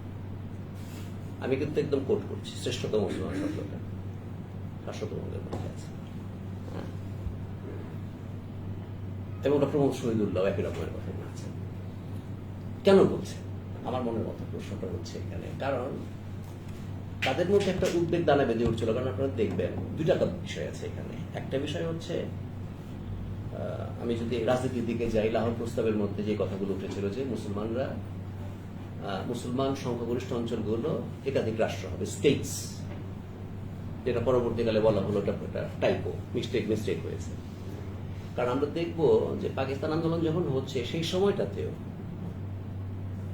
বাঙালি মুসলমান বুদ্ধিজীবীদের একটা অংশের মধ্যে এরকম একটা ভাব ছিল যে আলাদা একটা রাষ্ট্র হবে, আমাদের মুসলমানদেরই রাষ্ট্র হবে, কিন্তু এটা আলাদা রাষ্ট্র হবে এবং আমাদের একটা আলাদা আইডেন্টিটি আছে। আমরা বাঙালি, কিন্তু আমরা মুসলমান সহ আমরা বাঙালি, এরকম একটা ধারণা তাদের মধ্যে ছিল। কিন্তু আমরা বাঙালি নই তাও নয়। তারা হয়তো তখন আত্মপরিচয়ের যে সমস্ত প্রশ্নগুলো আমরা এখন যেভাবে থিওরিটিক্যালি বুঝি তারা বুঝতে পারেননি। তো তাদের মধ্যে এই ধারণা অস্পষ্ট হলেও ছিল যে আমার মুসলমানিত্ব আমার বাঙালিত্বকে খারিজ করে দেয় না। রবীন্দ্রনাথের যে প্রশ্নটা উঠছে, তারা যখন একটু আর্গুমেন্টগুলো করছেন, আমি দেখি এইভাবে করে যেটার মধ্যে একটা হর্স ট্রেডিং আছে। হর্স ট্রেডিং বলতে বোঝাচ্ছি যে আমি যদি রবীন্দ্রনাথকে কিছু পরিমাণে মুসলমান দেখাতে পারি, যে রবীন্দ্রনাথ অনেকটা পরিমাণে মুসলমান বা মুসলমানদের কাছাকাছি মানসিকতা, তাহলে মুসলমান বাঙালি যারা তারা কিছুটা পরিমাণ তাকে পড়বে এবং পড়ে তারা কিছুটা পরিমাণে বাঙালি হবে। মানে রবীন্দ্রনাথকে মুসলমান করা মানে মুসলমানকে কিছু পরিমাণে বাঙালি করা। এটার মধ্যে একটা দেওয়া নেওয়া করা, এটার একটা প্রকল্প আকারে সেই সময়কার যারা নাকি ভাবুক যারা ছিলেন তাদের মধ্যে দেখতে পাই। এটা হচ্ছে বাস্তবতা। ফলে এই দেওয়া নেওয়া একটা রবীন্দ্রনাথকে মুসলমান হিসাবে মুসলমান কবি, তার মধ্যে হাফিজের প্রভাব পড়েছে, তার বাবা হাফিজ পড়তেন, তার বাবার লেখার মধ্যে সত্যি সত্যি হাফিজের কবিতা আছে, আর তার বাবার যে একটা দেবেন্দ্রনাথের যে একটা স্মৃতি কথা আছে, আত্মস্মৃতি, তার মধ্যে জায়গায় জায়গায় ফার্সিতে, উনি ফার্সি ভালো বলতে পারেন। তো এগুলো দেখানো, এগুলো ছিল। এখন দেখুন, আমরা এখন জায়গা থেকে আরেকটা জায়গাতে আসি। 60-এর দশক থেকে যে আন্দোলনগুলো হলো, তখন তো আমরা দেখলাম যে আন্দোলন তীব্র হচ্ছে এবং কতগুলো জিনিস পরপর হলো। একটা হচ্ছে রবীন্দ্র জন্মশতবর্ষ এলো, তারপর ছায়ানট হচ্ছে, এগুলো হচ্ছে, এবং বাঙালি আন্দোলন একটা জাতীয়তাবাদী চেহারা নিচ্ছে। আমরা এখন জাতীয়তাবাদ নিয়ে আলোচনা করতে পারি, সেই আলোচনাটা আমরা নিশ্চয়ই করবো, কোনো সন্দেহ নেই। কিন্তু ইতিহাসকে তো আমরা বাদ দিতে পারবো না। ইতিহাসের মধ্যে যখন যে ঘটনাটা ঘটেছে, তখন সেই ঘটনাটাই ঘটেছে। তো যখন এগুলো হচ্ছে, আমি ইন্টারেস্টিং ভাবে দেখতে পাচ্ছি যে ধরেন গোলাম মুর্শিদ তার বইয়ের মধ্যে সেই সময়কার কতগুলো বিবরণ তুলে দিয়েছেন, অবজারভার পত্রিকা, অন্যান্য পত্রিকা থেকে। দেখা যাচ্ছে যে রবীন্দ্রনাথের একদিকে তো স্বাধিকার আন্দোলন দানা বাঁধছে 60-এর দশকের প্রথম থেকে, 6 দফা আসার পর আরো তীব্র হচ্ছে। এই ঘটনা পলিটিক্যাল ঘটনা আস্তে আস্তে অগ্নিগর্ভ হয়ে উঠছে, 71-এর দিকে ধাবিত হচ্ছে। এর পাশাপাশি একটা সাংস্কৃতিক আন্দোলন দানা বাঁধছে আমরা দেখতে পাচ্ছি, এবং সেই সাংস্কৃতিক আন্দোলনের মধ্যে রবীন্দ্রনাথ একটা প্রায় মূল স্রোতের মতন হয়ে উঠছেন। গোলাম মুর্শিদ দেখাচ্ছেন ওইখানে ইন্টারেস্টিং যে অনেকগুলো জগন্নাথের প্রোগ্রাম হচ্ছে, ঢাকা ইউনিভার্সিটির প্রোগ্রাম হচ্ছে, বিভিন্ন সংগঠন প্রোগ্রাম করছে, শ্যামা হচ্ছে, রাজারানী হচ্ছে, গানের প্রোগ্রাম হচ্ছে, আলোচনা অনুষ্ঠান হচ্ছে, এবং তারা অবাক হয়ে যাচ্ছেন যে এত লোক হচ্ছে সে অনুষ্ঠানগুলোতে তিল ধারণের ঠাঁই নাই। এবং সে পর্যন্ত যিনি রিপোর্ট লিখছেন অবজারভার, তিনি বলছেন যে ওই লোকগুলোর চেহারা থেকে বোঝা যাচ্ছে যে এরা রবীন্দ্রনাথ পড়েছে কিনা সন্দেহ। প্রশ্ন কেন আসছে এরা কেন আসছে তখন, এবং গোলাম মুর্শিদও বলছেন যে খুব ক্ষুদ্র একটা গোষ্ঠীর মধ্যে রবীন্দ্রনাথের চর্চা হচ্ছে, কেন আসছে? তাহলে যখন নাকি একটা জাতীয় মুক্তির সংগ্রাম চলছে, তখন সাধারণ মানুষ যেই লড়াইয়ের অস্ত্রগুলো তারা হাতের কাছে পাচ্ছে, সেগুলো হাতের কাছে তুলে নিচ্ছে, এবং কোনো না কোনো ভাবে সাধারণ মানুষের কাছে মনে হচ্ছে তার রবীন্দ্রনাথ পড়ুক আর না পড়ুক, সে পিস্তল চালাতে না পারলে যেন পিস্তলটা রাখলো, একটা বন্দুক না চালাতে পারলে ঘরের মধ্যে রাখে, মনে করে এটা একটা শক্তি দেবে। এরকম রবীন্দ্রনাথ সে পড়ুক বা না পড়ুক, রবীন্দ্রনাথ তার লড়াইয়ের একজন শক্তি। ফলে রবীন্দ্রনাথ যেখানে চর্চা হচ্ছে সেখানে তাই থাকতে হবে, কারণ এটা তার লড়াইয়ের অংশ। হ্যাঁ, এবং এই জিনিসটা হয়ে এসছে। এবং তখন খুব ইন্টারেস্টিং, যখন নাকি 1967 সালে যদি ভুল না করে থাকি, খাজা শাহাবুদ্দিন তখন তথ্যমন্ত্রী ছিলেন, তিনি তো রবীন্দ্রনাথকে নিষিদ্ধ করলেন। তখন একযোগে অনেকে প্রতিবাদ দেওয়া শুরু করলো, এবং অনেকে জানেন না যে তখন উর্দু কবিরাও একটা প্রতিবাদ দিয়েছিলেন, যেখানে যেটা নেতৃত্ব দিয়েছিলেন, যদি ভুল না করে থাকে, নওশাদ নুরি এবং আহমেদ ইলিয়াসও সেখানে স্বাক্ষর দিয়েছিলেন, আরো অনেকে স্বাক্ষর সেখানে আছে। তো সেটা একটা হয়েছে। ইন্টারেস্টিং হচ্ছে এখানে, যেটা আমি আরেকটা গল্প বলতে চাই এখানে, যে রবীন্দ্রনাথকে আমরা এখানে যখন নাকি পাচ্ছি, এখানে রবীন্দ্রনাথ মূলত শিল্পী, এবং এই যে রোল রিভার্সাল হয়, যে আমি আজকে যে রোলে যাকে দেখি, কালকে তাকে অন্য রোলে দেখতে পাচ্ছি, এই ঘটনাটা কিভাবে ইতিহাসের মধ্যে রবীন্দ্রনাথ পাল্টাচ্ছেন, সেটা এই আমরা 60-এর দশক থেকে 71 সাল পর্যন্ত আমরা দেখতে পাবো। কিভাবে দেখতে পাবো এটা বলার জন্য আমাকে আবার একটুখানি অন্য জায়গায় গেছি। রোল রিভার্সালটা বোঝানোর জন্য আমি একটুখানি আপনাদের একটু থিওরিটিক্যালি বলার চেষ্টা করি, পারবো কতটুকু জানি না। যেমন ধরুন কার্ল গুস্তাভ ইয়ং, ফ্রয়েডের যে শিষ্য ছিলেন, উনি বলছিলেন যে এই যে হিটলার যে একটা সোয়াস্তিকার একটা চিহ্ন আবিষ্কার করেছিল, যেটা দিয়ে সে নাৎসি বাহিনীর চিহ্ন হিসেবে সেটা প্রচার করলো, এটা কেন সাফল্য পেল, উনি একটা ব্যাখ্যা করেছিলেন। উনি বলছিলেন, দেখেন খুবই ইন্টারেস্টিং, সোয়াস্তিকাটা এসছে অ্যাবসলিউটলি আর্য ধর্মের আর্য চিহ্ন হিসেবে, এরিয়ান। এবং বাংলা যে স্বস্তিকা বলি আমরা, ওইখান থেকে স্বস্তিকা কথাটা এসছে, জার্মান স্বস্তিকা বা ইংরেজি স্বস্তিকা কথাটা এসছে। কিন্তু এটা যে চিহ্নটা, এটা এসছে আর্য উত্তরাধিকার থেকে, কিন্তু এটার সঙ্গে খ্রিস্টিয়ান যে ক্রস তার খুব মিল আছে। ফলে এই যে একটা আর্যাবর্তের একটা চিহ্ন একটা খ্রিস্টিয়ান সাইকিকে জাগিয়ে ফেললো, একটা ইহুদি জনজাতির বিরুদ্ধে করলো, এটার পিছনে চিহ্নের একটা ভূমিকা আছে। এবার রোল রিভার্সাল হয়, এক জায়গা থেকে জিনিসটা আসে, সেটা আরেক জায়গায় চলে যায়, এটা হয়। তো কেন বললাম কথাটা, এইটা বাংলাদেশের পরিপ্রেক্ষিতে, সাংস্কৃতিক পরিপ্রেক্ষিতে যদি বলি, যদি একটু পুরনো জায়গা থেকে বলি, আপনারা জানেন যে বন্দে মাতরম গান নিয়ে বাঙালি মুসলমানের মধ্যে একটা বিরাট উত্তেজনা তৈরি হয়েছিল একটা সময়। কারণ আনন্দমঠ উপন্যাসটার মধ্যে বঙ্কিম যেভাবে করে রূপায়িত করেছেন জিনিসটা, সেটা বাঙালি মুসলমান কখনো ভালোভাবে নেয়নি। এবং বন্দে মাতরম গানটার মধ্যে যখন নাকি করা হয়, প্রথম লেখা হয়, বন্দে মাতরম গানটা খুব দ্রুত জনপ্রিয় হয়। একটা সুরও হয়েছিল, রবীন্দ্রনাথ নিজে সুর করেছিলেন গানটা। এবং রবীন্দ্রনাথ যতটুকু আমি জানি, আমি যতটুকু মনে পড়ে 1889 বা এরকম কোন একটা সময়, ভুলো বলে থাকতে পারি তারিখটা, প্রথম যখন ন্যাশনাল কংগ্রেস হয় ইন্ডিয়াতে, তখন তিনি গিয়েছিলেন গানটা।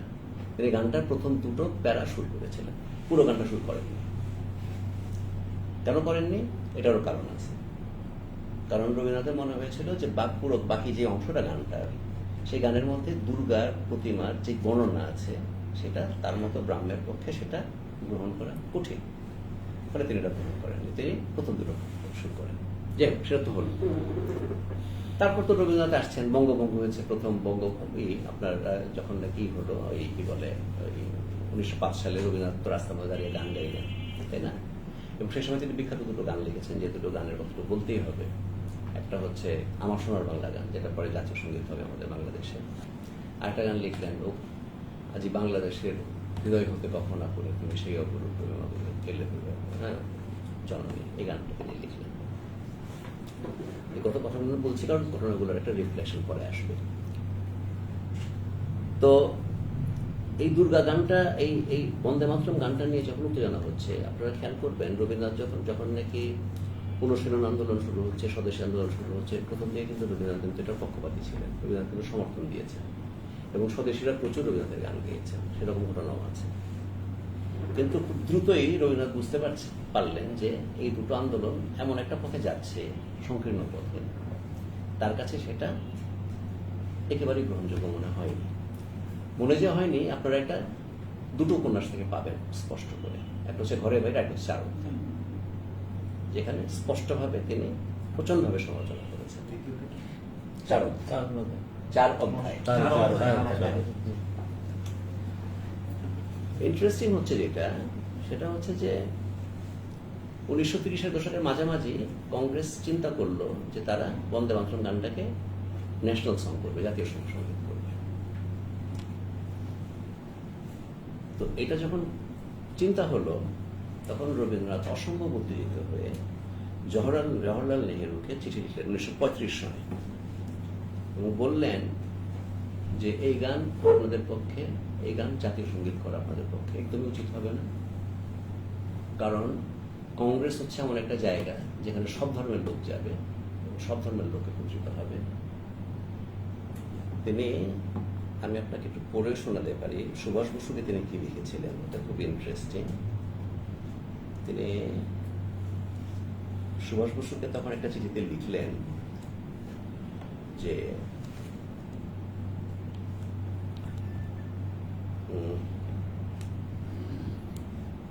হ্যাঁ পেয়েছি, the core of Bande Mataram is a hymn to goddess Durga.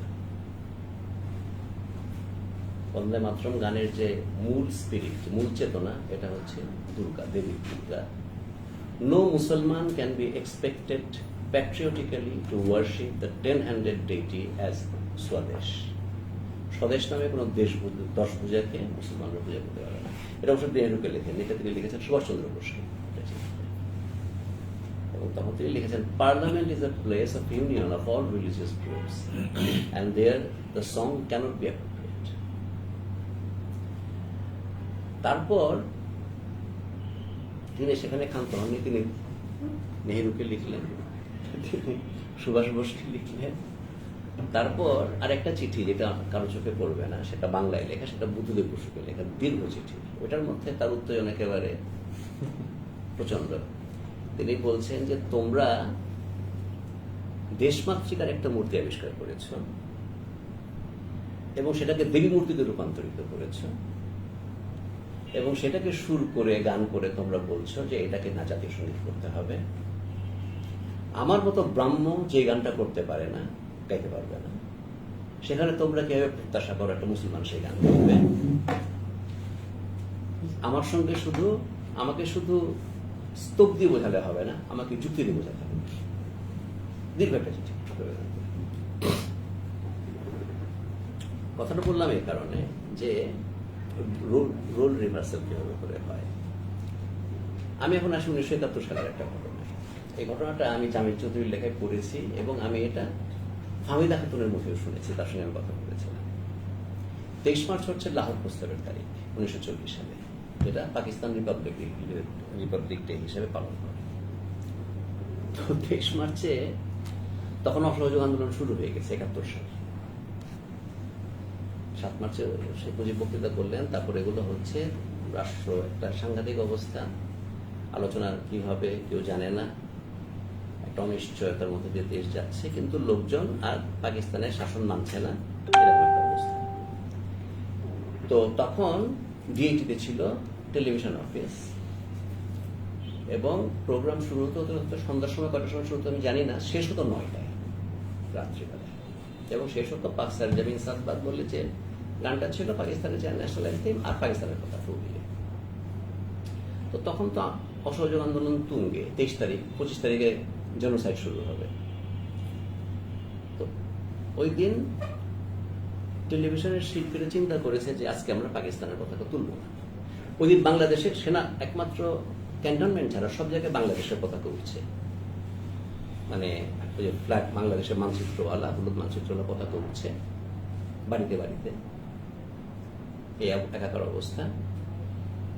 তখন টেলিভিশনের শিল্পীরা পরিকল্পনা করলেন যে আমরা আজকে তুলব না, এর মধ্যে মিলিটারিরা ঘেরাও করে রেখেছে আপনার টেলিভিশন ভবন।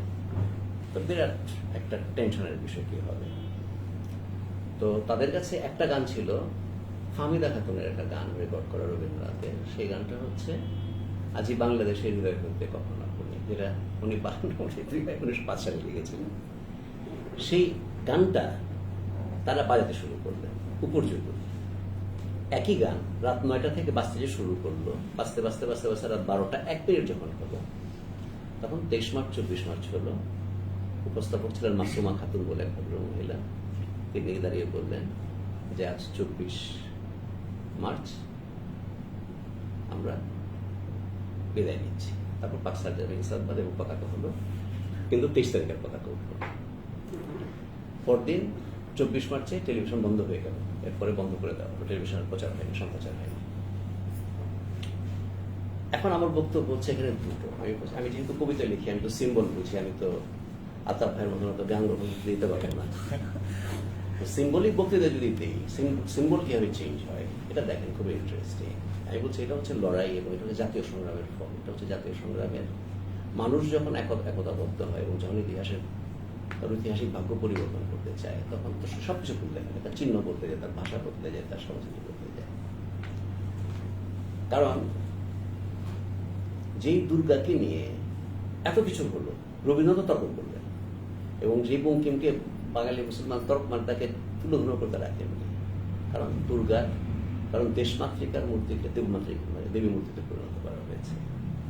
আর আজ বাংলাদেশের হৃদয় হতে গানটা যখন আমরা গাইছি, সেই গানটার মধ্যে একটা জায়গায় আছে, ডান হাতে তোর খরগোশ তোলে, বাহাত করে শঙ্কা হরণ, 2 নয়নের স্নেহের হাসি, ললাট নেত্র বল, মধ্যে দুর্গা আছে।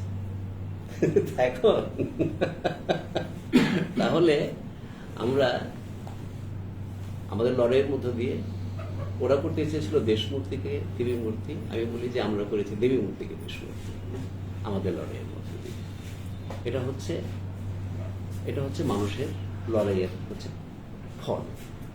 এবং ইন্টারেস্টিং হচ্ছে ওই দিক থেকেও যে এই বিভক্ত বঙ্গকে যুক্ত করার জন্য রবীন্দ্রনাথ লিখলেন আমার সোনার বাংলা, আর ওইটা কিরকম একটা বক্রাঘাত হিসেবে এলো, আমরা যুক্ত দেশকে বিভক্ত করার জন্য গাইলাম আমার সোনার বাংলা। ফলে উনি বঙ্গভঙ্গের সময় যে দুইটা গান লিখলেন ঘটনাচক্রে 1971-এর মধ্যে, দুইটা গানের যে সিম্বলিক মিনিং, দুইটা গানের সিম্বলিক মিনিং উল্টে দিলাম। একটা হচ্ছে রবীন্দ্রনাথের একটা নতুন চেহারা। এখন আমার বক্তৃতার প্রায় শেষ দিকে চলে আসছি, খুব বেশি বলার নেই, কিন্তু একটা জিনিস আমি বলতে চাই যেটা খুব গুরুত্বপূর্ণ, সেটা হচ্ছে এই যে 71-এর পর তো বাংলাদেশ স্বাধীন হলো, আমরা যারা নিপীড়িত ছিলাম তারা আমরা রাষ্ট্রীয় ক্ষমতার অধিকারী হলাম।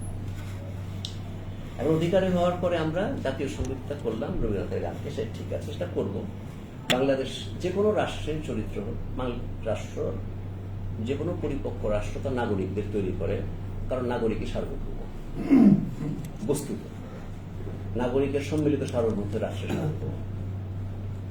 কিন্তু রাষ্ট্র যত অগণতান্ত্রিক হয় ততই সে নাগরিকের যে ব্যক্তির যে সার্বভৌমত্ব সে খর্ব করতে চায়, তখন সে ব্যক্তিকে একটা একই টাইপে তৈরি করতে চায়, একই রকম ভাবে তৈরি করতে চায়। এবং বাংলাদেশ যেহেতু গণতান্ত্রিক রাষ্ট্র হিসেবে পরিগ্রহ করতে পারেনি, ফলে রবীন্দ্রনাথ যখন নাকি একটা রাষ্ট্রীয় ক্ষমতার প্রতীক হয়ে উঠলেন এবং তাকে যখন নাকি একটা ক্ষমতার যারা থাকলেন এবং ক্ষমতার অপব্যবহার করলেন, তারা যখন রবীন্দ্রনাথকে যখন নাকি ক্ষমতার আইকনের মধ্যে থেকে এই যারা সংস্কৃতি যারা যারা ব্যবহার করার চেষ্টা করলেন, তখন তাহলে রবীন্দ্রনাথের কি অবস্থা হলো? এটা আমাদের একটা দ্বিতীয় হওয়ার ব্যাপার আছে বলে আমি মনে করি। এটা হচ্ছে আমার ব্যক্তিগত একটা ভাবনা, যদি শেষ করতে চাই কথাটা। 60-এর দশকে কেন এই আন্দোলন সফল হয়েছিল? কারণ 60-এর দশকে রবীন্দ্রনাথ ছিলেন নিপীড়িতের পক্ষে, রাষ্ট্রের পক্ষে। স্বাধীনতার পরে রবীন্দ্রনাথকে রাষ্ট্রপক্ষ ব্যবহার করেছে, কিন্তু যারা মানুষের সংগ্রামের সঙ্গে ছিল তারা, আমরা একটা ক্ষমতার মধ্যে থাকা রবীন্দ্রনাথ পেয়েছি, কিন্তু মানুষের লড়াইয়ের সঙ্গে থাকা রবীন্দ্রনাথকে আবিষ্কার করতে পারিনি। সেটা হচ্ছে আমাদের ব্যর্থতা।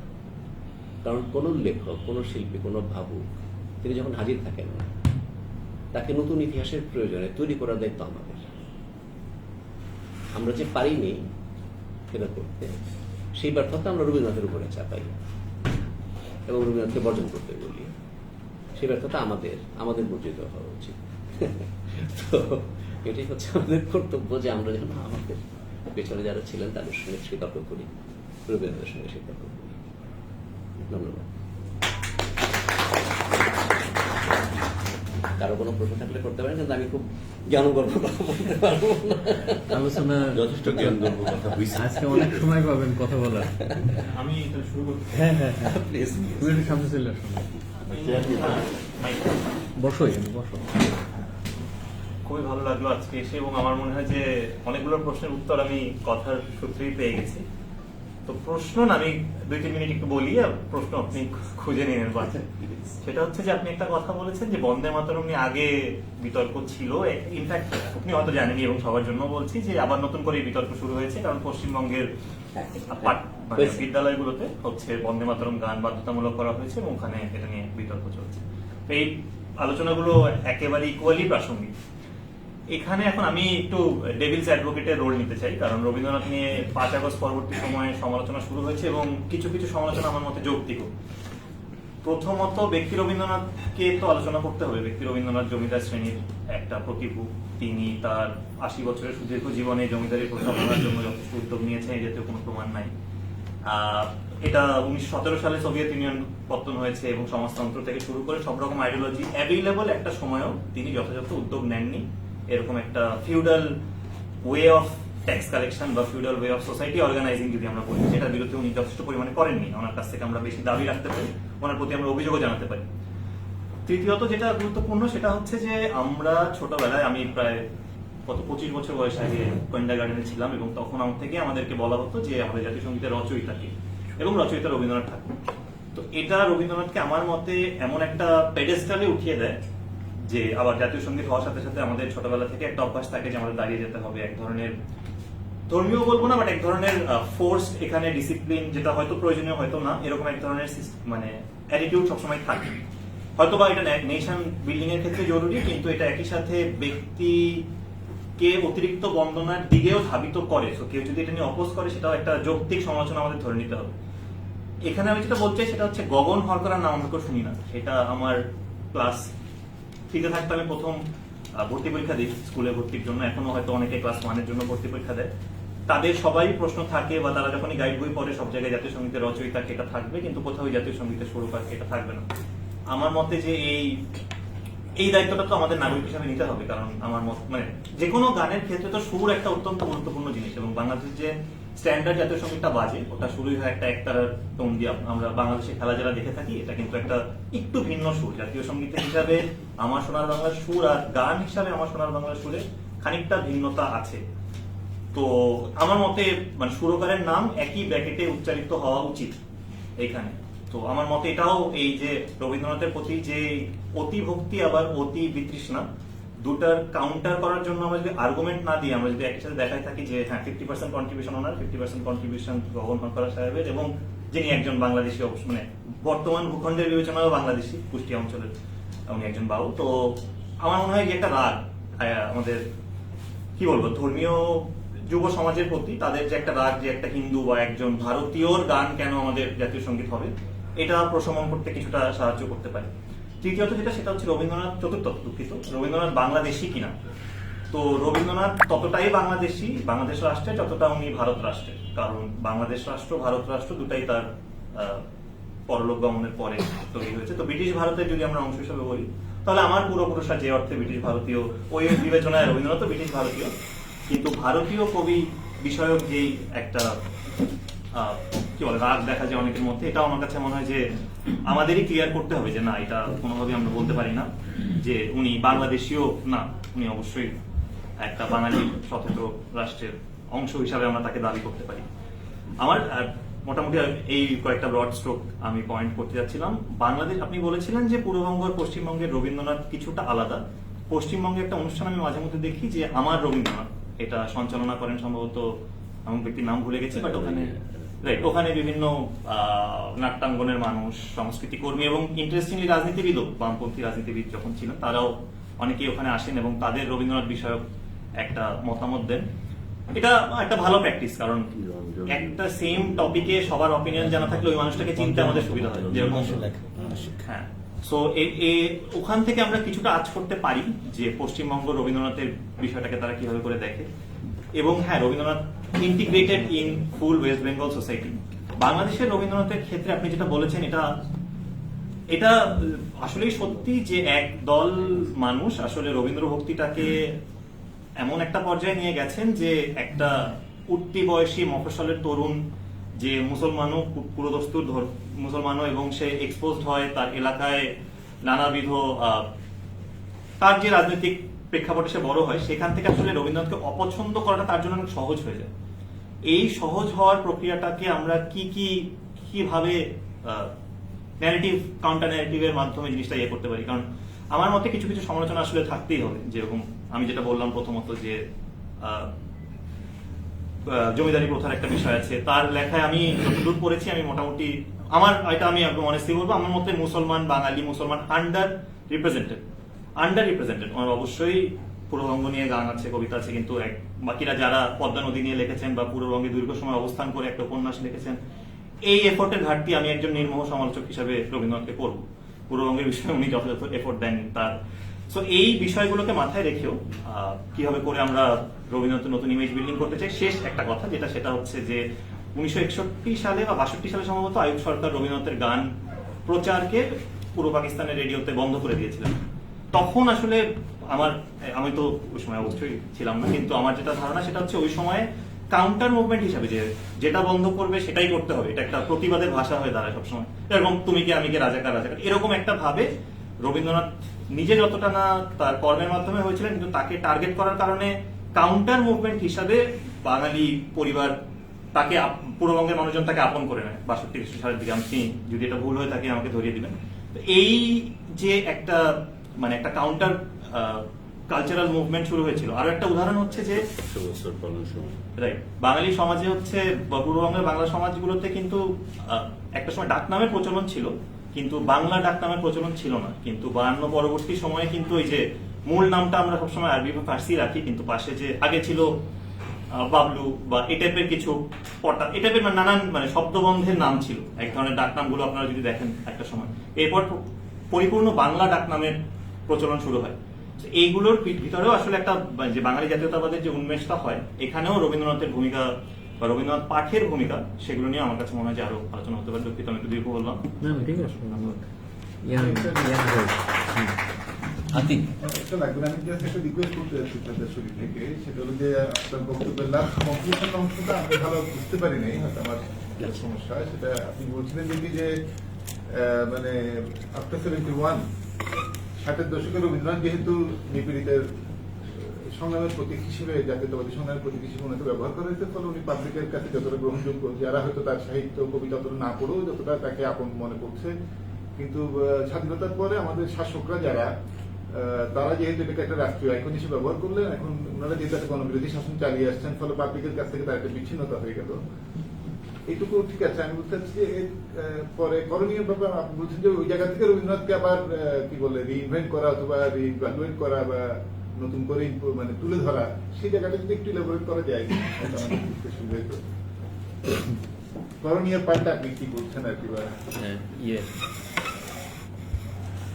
আমি আপনার যে বক্তব্য আর পরে উনি যে বক্তব্য দিলেন সেটা প্রেক্ষাপটে একটু জাস্ট কয়েকটা পয়েন্ট।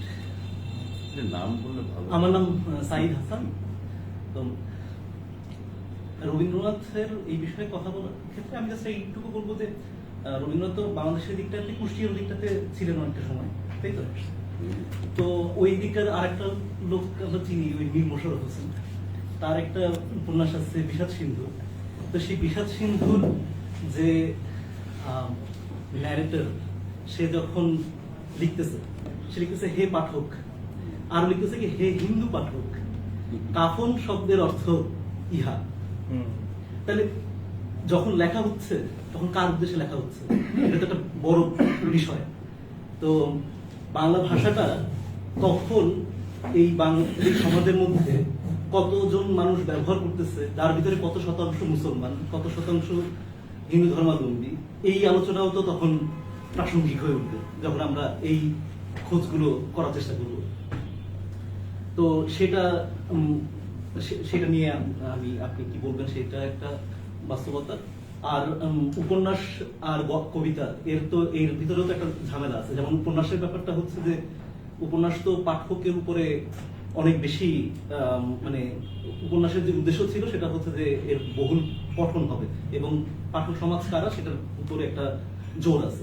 কিন্তু গান, কবিতা, এটা তো ওই স্পন্টেনাস ওভারফ্লো অফ পাওয়ারফুল ফিলিংস এর যে আইডিয়া, সেই জায়গা থেকে থাকে। তো উপন্যাসের যেমন একটা নির্দিষ্ট উদ্দেশ্য বিধেয় অনেক সময় থাকতে পারে, কিন্তু গান কবিতার ক্ষেত্রে শুধুই উদ্দেশ্য বিধেয়ের ভিতরে হয়তো সবসময় থাকে না, ওটা প্রাণের উচ্ছ্বাসের বহিঃপ্রকাশ ঘটে। তো এইটাও আমরা মাথায় রাখবো কিনা এইভাবে যখন চিন্তা করবো তখন করার ক্ষেত্রে। Thank you. তারপরে আবার যদি কেউ আমি বলবো আলাপ করে পরে আরো প্রশ্ন। আবার আছে সারা হবে না তো তারা। না না ঠিক আছে। না, একটা হচ্ছে এখানে কয়েকটা বিষয় আছে। সেটা হচ্ছে যে প্রথম কথা হচ্ছে যে তথ্যের যে সমস্যা, মানে যে গ্যাপ, সেটাতে নিয়ে বলার আমার কোনো কিছু বলার কিছু নাই। যে গগন পড়ার সুর থেকে নিয়েছেন বা এই করেছেন, এই সুর, এগুলো তো তথ্যের বিষয়, এটা নিয়ে বলার কোনো কিছু নেই। এখানে মানে এগুলো আমাদের জানা বোঝার অভাব, পড়াশোনা করলে এগুলো আমরা পাবো। আমি যে কথাটা বলতে যাচ্ছি সেখানে তর্কটা এটা না যে গানটা তিনি চুরি করলেন কি চুরি করলেন না। আমার বক্তব্যটা হচ্ছে আরেক জায়গায়। ধরুন গগন হরকরা, যদি আমি ধরেই নিলাম যে গগন হরকরা সুরটা মানে গগন হরকরা তো আলাদাভাবে তো সেরকম গুরুত্বপূর্ণ লেখক হয়ে উঠতে পারলেন না আমাদের এখানে, আমি সেটা বলতে চাচ্ছি। মানে যিনি হয়ে ওঠেন তিনি হয়ে ওঠেন, তখন আমরা তার একটা প্রভাব আমাদের সমাজের মধ্যে পড়ে, আমাদের ইতিহাসের মধ্যে পড়ে, ফলে সেই লোকগুলোকে আমাদের মুখোমুখি করতে হয়, তর্ক করতে হয়। এবং রবীন্দ্রনাথের ব্যাপারে এটা ভাবার কোনো কারণ নাই যে রবীন্দ্রনাথ এমন একজন লোক যার সব কথা হচ্ছে, উনি যা বলে গেছেন, তিনি পৃথিবীর শ্রেষ্ঠ সত্য বলে গেছেন, তিনি একজন প্রফেট এবং তার কথার কোনো ব্যত্যয় হবে না। পৃথিবীর প্রত্যেকটা মানুষের কথার ব্যত্যয় হবে, প্রত্যেকটা মানুষের সঙ্গে তর্ক করার আছে, রবীন্দ্রনাথের সঙ্গে তর্ক করার আছে। রবীন্দ্রনাথের অনেক কথা আমাদের এখন আর এই সময় খাটবে না, রবীন্দ্রনাথের অনেক কথা আমাদের নতুনভাবে গ্রহণ করতে হবে, রবীন্দ্রনাথের কথাকে নতুন সময় নতুনভাবে আমাদের আবিষ্কার করতে হবে। এটা হচ্ছে বিষয় না, এটা হচ্ছে আমরা রিইনভেন্ট করতে পারি। ধরেন কথার কথা, এখনো তাহলে প্লেটো আমরা কেন করি? সেই দাসযুক্ত ভূমিদাসের যুগ তো আমাদের আর নাই, তাহলে কেন করি আমরা? কারণ প্লেটোর কাছে আমরা এমন কিছু পাই যেখানে রাষ্ট্রকে বোঝার জন্য, এখন রাষ্ট্রীয় চরিত্র বোঝার জন্য, তার ক্ষমতা বোঝার জন্য, সরকারকে বোঝার জন্য আমাদের প্লেটো পড়তে হয়। যদিও সেই রাষ্ট্রটার এখন নাই, তাই না? সেই ভূমিদাস কোথাও এখন নাই, নাগরিকত্বের সেই ধারণাও নাই, কারণ তখন শুধুমাত্র তারই নাগরিক হতে পারতেন, ভূমিদাসের কিন্তু নাগরিক হতে পারতেন না, তাই না? তো এটা একটা ব্যাপার ছিল। আবার যেমন অনেকে প্রশ্ন সমালোচনা করেছেন প্লেটোর যে তিনি তো এত বুদ্ধিমান ছিলেন, কিন্তু তিনি দাস প্রথার কোনো বিরুদ্ধে বললেন না, ভূমিদাস প্রথার। আমরা এই সময়কার ইতিহাসকে ওই সময়কার ইতিহাসের উপর আরোপ করতে পারি না। আমাদেরকে বুঝতে হয় যে প্রত্যেকটি ইতিহাস তার নিজের কনটেক্সটের মধ্যে আপিল করে, মানে আত্মপ্রকাশ করে, তার বাইরে সে করে না। আমরা যখন দেখি, এই জন্য আমাদের দায়িত্ব হচ্ছে এটা যে আমরা যে ইতিহাসের মধ্যে থাকি, সেই ইতিহাসের মধ্যে আমরা কিভাবে করে মোকাবেলা করছি ওই লোকটার সঙ্গে। মোকাবেলা নিষ্ঠুরভাবেই করতে হবে। রবীন্দ্রনাথ হোক, নজরুল হোক, এখন শেক্সপিয়ারের কথা ধরেন, শেক্সপিয়ার তো ইহুদিদের বিরুদ্ধে তো বলে শেষ করে দিয়েছেন। ধরেন যখন নাকি উনি মার্চেন্ট অফ ভেনিসে যেটা করেছেন, যদি কোনো ভালো কথা লিখেছেন, বা ধরেন মানে কথার কথা বলছি আর কি, বা আপনার সাধারণভাবে মনে হবে, বা যখন তিনি লিখছেন, টেম্পেস্ট লিখছেন, তখন তিনি ওই ক্যারেক্টার টেম্পেস্টের মধ্যে ক্যালিবানের চরিত্রটা, হ্যাঁ, তো ক্যালিবান এটার মধ্যে যেটা লিখছেন, সেখানে একটা উপনিবেশিত, যারা নাকি উপনিবেশিত মানুষ, তাদের সঙ্গে কি খুব, তাহলে আমরা কি এখন শেক্সপিয়ার পড়া বাদ দিয়ে দেবো? আমরা তো শেক্সপিয়ার পড়া বাদ দিতে পারবো না। কেন পারবো না? কারণটা হচ্ছে তিনি এমন কতগুলো মানুষের, কতগুলো স্বভাবের, মানুষের পরিণতির, মানুষের কর্মের দায় কিভাবে করে মানুষের উপর গিয়ে পড়ে, মানুষ তার মধ্যে মুক্ত হতে পারে কি পারে না, আমি বলছি এমন কতগুলো বিষয় সেখানে আছে যেগুলো আমরা এই সময় যখন দেখি, তখন দেখি যে তার যে মানে ভাষার মধ্য দিয়ে তিনি এমন কতগুলো বাস্তবতা তৈরি করেছেন। অ্যাকচুয়ালি লেখালেখি জিনিসটা আপনাকে একটু বলি, এটা একটু আমাকে আবার একটু থিওরিটিক্যালি বলতে হবে। সেটা হচ্ছে রোলা পার্ক বলে একজন খুব বিখ্যাত ফ্রেঞ্চ তাত্ত্বিক ছিলেন, উনি বলেছেন যে যখন নাকি যে মুহূর্তে লেখক লিখতে বসেন, বা যখন আর্টিস্ট যখন নাকি কিছু একটা তৈরি করতে বসেন, সেই মুহূর্তে ওই ব্যক্তিটার মৃত্যু হয়, তখন আর্টিস্টটার জন্ম হয়। কথাটা মানে এটা হচ্ছে এইটা। কেন?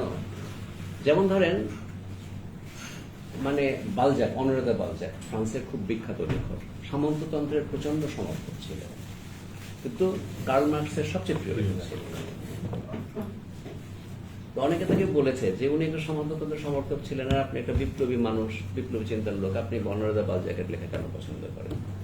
উনি বলেছিলেন এই কারণে যে সামন্ততন্ত্রের ভেতরকার যে কন্ট্রাডিকশন, কারণ বালজাক, অনরে দ্য বালজাক লেখক হিসাবে এত সব, উনি যাই সমর্থন করুক বা না করুক না কেন, উনি যখন উপন্যাস লিখছেন, he is so honest to his writing, যেটার মধ্যে সামন্ততন্ত্রের নিজস্ব সমস্যাগুলো সবচেয়ে বেশি বাইরে পাচ্ছে, ফুটে উঠছে। লেখার জিনিসটা হচ্ছে ওই রকম। তো লেখার জিনিসটা যখন, এই জন্য মায়াকভস্কি ধরেন সমাজতন্ত্রের কবি ছিলেন, সমাজতন্ত্রের পতন ঘটে গেছে, মায়াকভস্কির তো পতন ঘটেনি কবি হিসেবে, মায়াকভস্কি তো এখনো পাঠ্য। শিল্পকলাটাকে আমরা যেভাবে দেখি, শিল্পকলার জগৎটা হচ্ছে সেই জগৎ, যেই জগৎটার মধ্যে আমি আমার চিন্তাটা কি সেটা প্রকাশিত শুধু হয় না। কারণ শিল্পকলার জগৎটা হচ্ছে এই যে আমরা যে ভাষার ব্যবস্থার মধ্যে যা কিছু বলি, যা কিছু ব্যক্ত করি, পৃথিবী তো ওই জায়গায় আটকে থাকে না, পৃথিবী তো সারাক্ষণ তৈরি হচ্ছে, পৃথিবী আবির্ভূত হচ্ছে, মানুষের সীমানা সারাক্ষণ প্রসারিত হচ্ছে। এই যে প্রসারিত হচ্ছে, যায় আমার পৃথিবী এবং মানুষ, যেটা ভাষার মধ্যে ব্যক্ত করতে পারি না। কান্টার একটা বিখ্যাত কথা আছে যে যা কিছু স্থানকালে দানা বাঁধে সেটাই ভাষায় ব্যক্ত হয়। এখন যা কিছু স্থানকালে দানা বাঁধেনি এখনো পর্যন্ত, তা কিভাবে ব্যক্ত হবে? সেটা শিল্পকলায় ব্যক্ত হয়। ফলে শিল্পকলা হচ্ছে সেই জিনিস যা চিন্তার বাইরের জিনিস, সেটা শুধুমাত্র চিন্তার, পত্রিকার প্রবন্ধ যেটা নাকি আমি লিখি, আলতাফ ভাই লেখে, জাবের লেখে, সেগুলো হচ্ছে প্রবন্ধ, সেগুলো হচ্ছে চিন্তার বিষয়। কিন্তু যখন আমরা একটা পিকাসোর ছবি দেখি, যখন আমরা একজনের গান শুনি, আমরা যখন নাকি ধরেন লোরকার কবিতা পড়ি বা জীবনানন্দের কবিতা পড়ি, তখন কিন্তু ওইটা হচ্ছে যে ভাষা যা যা ব্যক্ত করতে পারিনি সেটা ব্যক্ত করেছে। ফলে আমরা যখন নাকি আমাদের সময় যখন নাকি এগুলো মুখোমুখি হই, তখন এগুলোকে ব্যক্ত করার দায়িত্ব আমাদের, ইতিহাসের মধ্যে দায়িত্ব পড়ে আমাদের। আমরা ব্যক্ত করতে পারলে আমরা সফল, আমরা ব্যক্ত না করতে পারলে আমরা ব্যর্থ, ওই কবি বা ওই ভাবক ব্যর্থ আমরা। এটা হচ্ছে বিষয়টা। আর আপনি যেটা বললেন, আপনার কথাটার উত্তরে শুধু এটা বলতে পারি, আসলে আমি জানি না এটা উত্তরটা, আমার কাছে যে আছে তা আমি বলতে পারি না, কিন্তু আমি এটা বলতে পারি যে সংস্কৃতি চর্চা এবং শিল্প চর্চা তখনই সবসময় অর্থপূর্ণ যখন সেটা মানুষের সঙ্গে থাকে, ক্ষমতার বিপরীতে থাকে, এর বাইরে কথা নেই। কিন্তু ক্ষমতা, বিশেষ করে আমরা দেখেছি গত 50 বছরে যে ক্ষমতা, মানে বিশেষ করে ইউরোপ, আমেরিকা, পশ্চিমের জগৎগুলো, এখন আমরাও শিখে ফেলেছি অনেকটা, কি করে যে কোনো প্রগতিশীল চিন্তা, যে কোনো বিপ্লবী চিন্তাকে একটা আইকনিক একটা ক্ষমতার সঙ্গে মিলিয়ে ওটাকে একটা গ্রহণ করে ওটাকে মেরে ফেলতে হয়। ফলে চে গুয়েভারা যখন এক আইকন হয়ে ওঠে, যে লোকটা চে গুয়েভারা টি শার্ট পরে আছে সেই গিয়ে হয়তো একটা শ্রমিককে পেটাচ্ছে, তাই না? ফলে আমাদের কর্তব্য হয় ওইটা যে ক্ষমতা সবসময় চেষ্টা করবে। ক্ষমতা বলতে কিন্তু আমরা শুধু ক্ষমতা হিসেবে দেখি না, এখানে কিন্তু বিশ্ববিদ্যালয়গুলো আছে, এখানে কিন্তু মিডিয়া হাউসগুলো আছে। যত মিডিয়া হাউস মানে এগুলো সবই রাষ্ট্রকে নানাভাবে সার্ভ করে, যে প্রতিষ্ঠিত চিন্তাগুলো আছে সেই চিন্তাগুলাকে পাহারা দেয়, সে নতুন চিন্তাকে আসতে সে পাহারা দেয়। তো এই জন্য শিল্পীর কাজ, লেখকের কাজ হচ্ছে গিয়ে, বা আমরা যারা ইন্টারপ্রেট করতে চাই, যারা নাকি সত্যি সত্যি মানুষের লড়াইকে সামনে আনতে যদি কেউ নিয়ে যেতে চায়, তার কাজ হচ্ছে চিন্তার নবীকরণ, চিন্তার নতুন করে আবিষ্কার করা। ওই লোকগুলাকে যারা নাকি ক্ষমতা, যাদেরকে নাকি ওইখানে বসাতে যাচ্ছে, তাদেরকে কেড়ে এনে নিজেদের কাছে নিয়ে আসা। ফলে রবীন্দ্রনাথ, এটা সত্য যে ক্ষমতাসীনদের দ্বারা ব্যবহৃত হয়েছে, এটা রবীন্দ্রনাথের দোষ না, এটা আমাদের দোষ যে আমরা তাকে পাল্টা ব্যবহার করতে পারি। এটা হচ্ছে আমার বক্তব্যটা। দুদিন এই ইয়ে আর কি হয় মাইক লাগবে? না না একটু এই রেকর্ডের ও আচ্ছা আচ্ছা, সরি। সাজিদ ভাই কিন্তু শুরুতেই মানে 3টা ভয়াবহ রকমের কথা বলেছেন, খুব ভালো লাগলো, খুব সাহসী কথা বলছেন। প্রথমে বলছেন যে বাংলাদেশে মানে যে কটা খুব বড় ধরনের মানে কুসংস্কার আছে তার মধ্যে হ্যাঁ, তার এটা রবীন্দ্রনাথ তো অনেক দামি দিবে। আরেকটা হচ্ছে রবীন্দ্রনাথ সম্পর্কে আসলে বাচ্চা থেকে শোনার কথা বেশি, এই কথাটা খুব ভালো লাগছে। আরেকটা ভয়াবহ কথা বলছে, এটা রবীন্দ্র প্রেমীরা কিভাবে নেবে আমি জানি না, কিভাবে দেখতে হবে সাথে থেকে। সেটা হচ্ছে রবীন্দ্রনাথের যে 90% যে মানে রচনা আসলে অপাঠ্য, যদি আমি শব্দটা অপাঠ্যই বলছেন আর কি, বা মানে অপ্রয়োজনীয় বলছেন, এটা খুবই ভয়াবহ কথা। কিন্তু হ্যাঁ, সাজেদ ভাইকে আমরা যেভাবে চিনি আর প্রথম আলোকে আলাদাভাবে চিনি। সাজেদ ভাইয়ের কথাগুলো কিন্তু প্রথম আলো আমি জানি, কারণ আমি জানি যে সাজেদ ভাই ব্যক্তি সাজ্জাদ, কারণ হচ্ছে প্রাতিষ্ঠানিক গণমাধ্যম একটা, দুটা তো আলাদাই হবে। খুব ভালো লাগলো এটা কিন্তু আপনি মানে খুব সাহসী কথাগুলো বলছেন। আর তারপরে ওই মিনিং যে পাল্টে যায়, 71 দিন মিনিং পাল্টে গেল 2টা গানের, যে আমার সোনার বাংলাটা হয়ে গেল আবার ওই যে মানে আজ এই হৃদয় হাতে, এইটা খুব ভালো লাগছে। খুব ভালো একটা পয়েন্ট বলছেন যে মিনিং, যে মানে রূপকের যে মিনিংটা কবি বলি কিন্তু আপনি এটা পারছেন, এটা খুব ভালো লাগলো। কিন্তু আমার প্রশ্ন আছে, আমি এতটুকু আপনার প্রশংসাই করলাম, কিন্তু প্রশ্নটা হচ্ছে যে ওই যে কুসংস্কার থেকে যদি আমি ধরি, প্রশ্নটা যে কুসংস্কারের উপরে, এখন বাংলাদেশের রবীন্দ্রনাথ, কলকাতার রবীন্দ্রনাথ, এইটা আমরা আলাদা করে ফেললাম, এবং বাংলাদেশের রবীন্দ্রনাথকে এইভাবে এখন দেখা হয়, এটাকে আমি বলতেছি যে এরকম একটা ন্যারেশন তৈরি হয়েছে যে রবীন্দ্রনাথকে মানে পূজা করার মধ্য দিয়ে বা রবীন্দ্রনাথের প্রেম করার মধ্যে দিয়ে আসলে ভারত প্রেম হচ্ছে। এটা কিন্তু ইদানিং মানে সাম্প্রতিককালে বা মনে করেন লাস্ট 10 ইয়ার্স 15 ইয়ার্স এর মধ্যে আমরা কিন্তু এই জিনিসটা লক্ষ্য করতেছি। তো অনেকে এই কথাটাও বলে যে রবীন্দ্র পূজার মধ্যে দিয়ে আসলে আমাদের ভারত পূজা হচ্ছে। এটা একটু যদি একটু বলেন এই বিষয়ে। এটা কি বলবো, মানে হ্যাঁ বলেন। আমি হচ্ছে অমর্ত্য সেনের জীবনী পড়ছিলাম, তো ওখানে অমর্ত্য সেন একটা পর্যায়ে খুবই হালকাস করে বলে যে পশ্চিমে আসলে রবীন্দ্রনাথকে মনে করা হয় একটা সাধু হিসাবে, একটা সাধু, একটা মিস্টিক, এরকম একটা তার ব্যাপারে এক ধরনের ধারণা আছে। তো পশ্চিম কখনোই জানতে পারলো না যে রবীন্দ্রনাথ মানুষ হিসাবে কিরকম সেকুলার ছিলেন বা কিরকম বিজ্ঞান মনস্ক ছিলেন। এটা উনি খুবই আফসোস করে বলছেন। আরেকটা ইন্টারেস্টিং কথা বলছেন, ওই যে রবীন্দ্রনাথকে মুসলমান করার মধ্য দিয়ে আসলে এখানকার বাঙালিদেরকে আরো বেশি বাঙালি করার মধ্যে খুবই ভালো লাগছে। রবীন্দ্রনাথের পোশাকটাও কিন্তু দেখবেন, রবীন্দ্রনাথের পোশাকটাও কিন্তু আমাদের এই অঞ্চলের পোশাকের মতো না, এটা একটা পারস্যের মানে পোশাকের ইয়ের মতো, তাই না? অর্থাৎ এই তার পুরো বেশভূষার মধ্যে আপনি যেটা বলতেছেন ইয়ে কি বলে যে সাধু, তার মধ্যে সেইট একটা ব্যাপারটা আসছেই। আগে আমি সরি আমি একটু পড়লো, এটা হলো শ্রীলঙ্কার রবীন্দ্রনাথ ওইখানেও কিন্তু রবীন্দ্রনাথকে নিয়ে শ্রীলঙ্কায় এখনো আলোচনা হয়। এবং ওই যে সাজেদ ভাই শেষ কথা যেটা বললেন যে রাজনীতি যখন যুক্ত হয় আর কি শিল্প সাহিত্যের সঙ্গে, বিশেষ করে পরিচয়বাদী রাজনীতি, তখনই শিল্প সাহিত্য নিয়ে আসলে কানাঘুষা গুঞ্জন মানে তাকে নিয়ে কলুষিত করাটা বেড়ে যায়। শ্রীলঙ্কার কাহিনীটা হয়তো অনেকে জানেন, আমি শুধু এটুকু বলবো যে সামারা খুন নামে একজন ওইখানে শ্রীলঙ্কার জাতীয় সঙ্গীতের লেখক। সামারা খুন শান্তিনিকেতনে পড়তেন, আর ওই গানটা একদম আমাদের গানটার মতো, আমাদের জাতীয় সঙ্গীতের মতো, মনে হয় যেন দুটো একই কনসেপ্টে এবং সুরে এবং ধরন। কিন্তু শ্রীলঙ্কায় ভেজাল লাগে গৃহযুদ্ধের সময়, তামিলরা বলে এটা আমরা তামিল ভাষায় গাই, এবং এটা তো আমাদের গাইতেই পারি, এবং তামিলরা সেটা গাইতে শুরু। একসময় সিংহলীরা ওইটা নিষিদ্ধও করে দেয়, এবং ওদের তো 29 বছর গৃহযুদ্ধ চলে। এর মধ্যে ঘটনা হলো সিংহলী সরকার জাতীয় সঙ্গীত একবার সংশোধনও করে, এবং তখন সামারা খুন আত্মহত্যা করে। মানে এটা দিয়ে তো হ্যাঁ এই হ্যাঁ এখন যেটা জাতীয় সঙ্গীত, এটার লেখক কিন্তু এখানে সুইসাইড করে দেয়। মানে ওইটা যে আমি এইটুকু সংক্ষেপে বললাম, এবং ওই তামিলরা তামিল এলাকায় তামিলদের সুরে তামিলদের ভাষাতে এটা গায়, এবং সেটা এখন নতুন সরকার এই জেভিপি সরকার জেএনজি বিপ্লবের পরে অনুমোদনও দিয়েছে, এখন এটা প্রকাশ্যে দেওয়া। কিন্তু ওই যে এই যে লেখকের আত্মহত্যা, বিতর্ক, গৃহযুদ্ধে এটা বড় ইস্যু হওয়া, এবং এই যে আমাদের এখানে রবীন্দ্রনাথকে নিয়ে যাবে, আমরা পক্ষে এবং বিপক্ষে যে আলাপটা করি, এটা যে পরিচয়বাদী রাজনীতির গোপন অভিলাষের উপর দাঁড়ায়, সেইটা আমি বলছি আর কি। এটা শ্রীলঙ্কায় এটা আরো অনেক দূর প্রসারিত হয়ে গেছে, এবং গান রচয়িতাকে রীতিমতো আত্মহত্যা করতে হয়েছে। আমি জানি না রবীন্দ্রনাথ বেঁচে থাকলে আমাদের এখনকার বিতর্ক কি। ধন্যবাদ। উনিও বোধ হয় আত্মহত্যাই করতে খুশি আছে এতটা।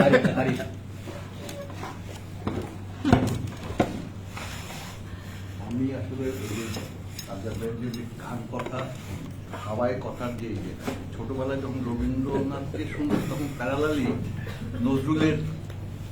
নজরুলের পরিচয়টা এইভাবে পাইছি। আমরা এক দুঃসম্পর্কের মামা, আমরা ছোট তখন আর কি, আমাদেরকে বলছে যে নোবেল তো পাওয়ার কথা নজরুলের, ওকে স্লো পয়জনিং করে ওকে এই অসুস্থ বানিয়ে ফেলছে। হ্যাঁ, ঠিক আছে।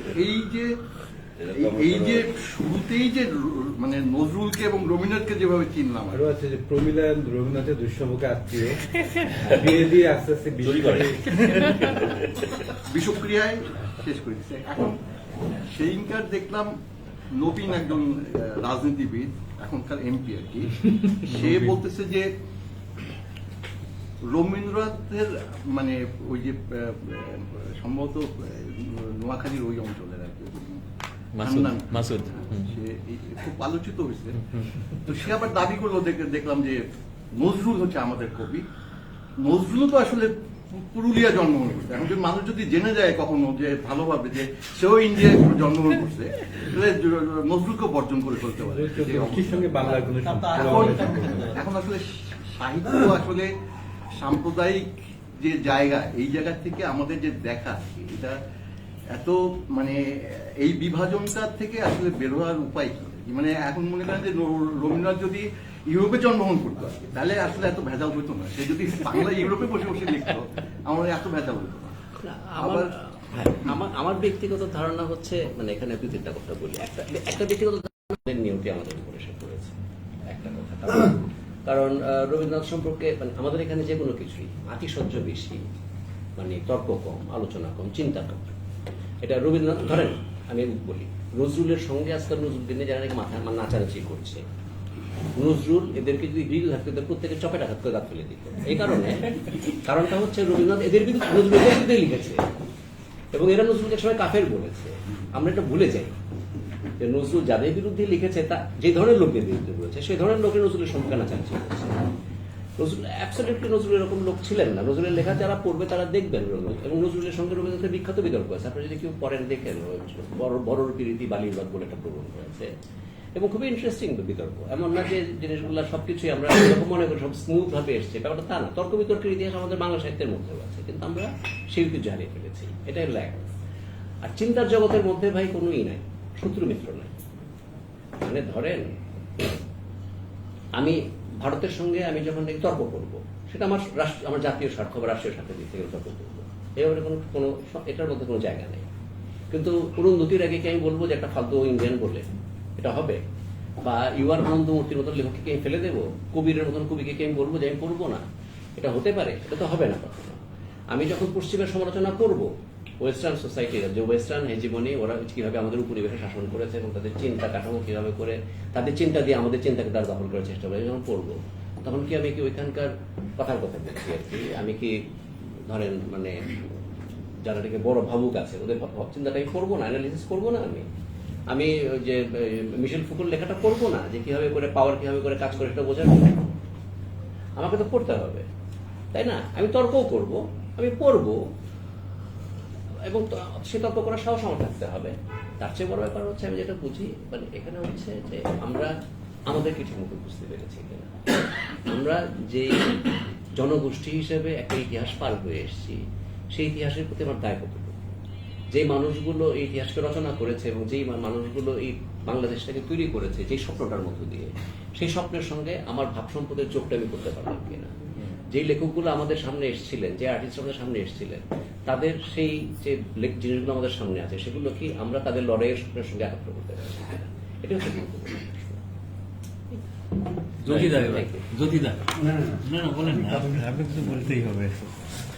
এই ব্যাপারটা আমরা ছোটবেলা থেকে আমরা একটা মনোগঠন গড়ে ওঠে একটা পরিবার থেকে।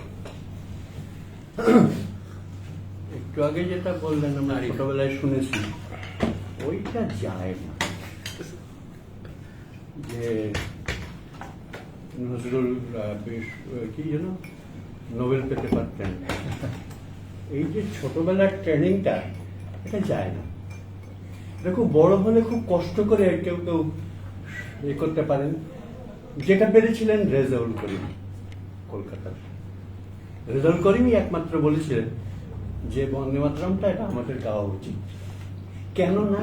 এ বইটা পাওয়া যায়, ওনার বই প্রথমে পাওয়া যায়।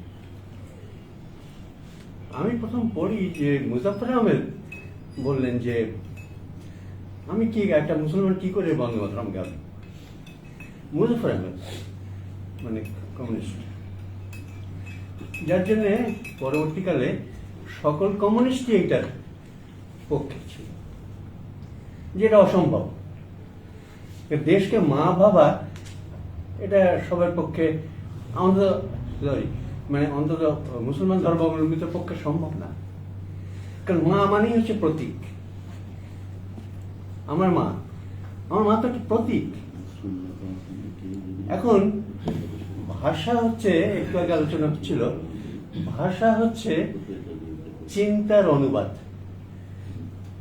ভাষা আত্মভাবী আসবে, আমার মাথায় যা থাকে মানে চিন্তাটাই তো অনুবাদ করি আমরা ভাষায়। সেরকম প্রতীক ছাড়া আর কোনোভাবেই কোনো কিছু বোঝানো সম্ভব না।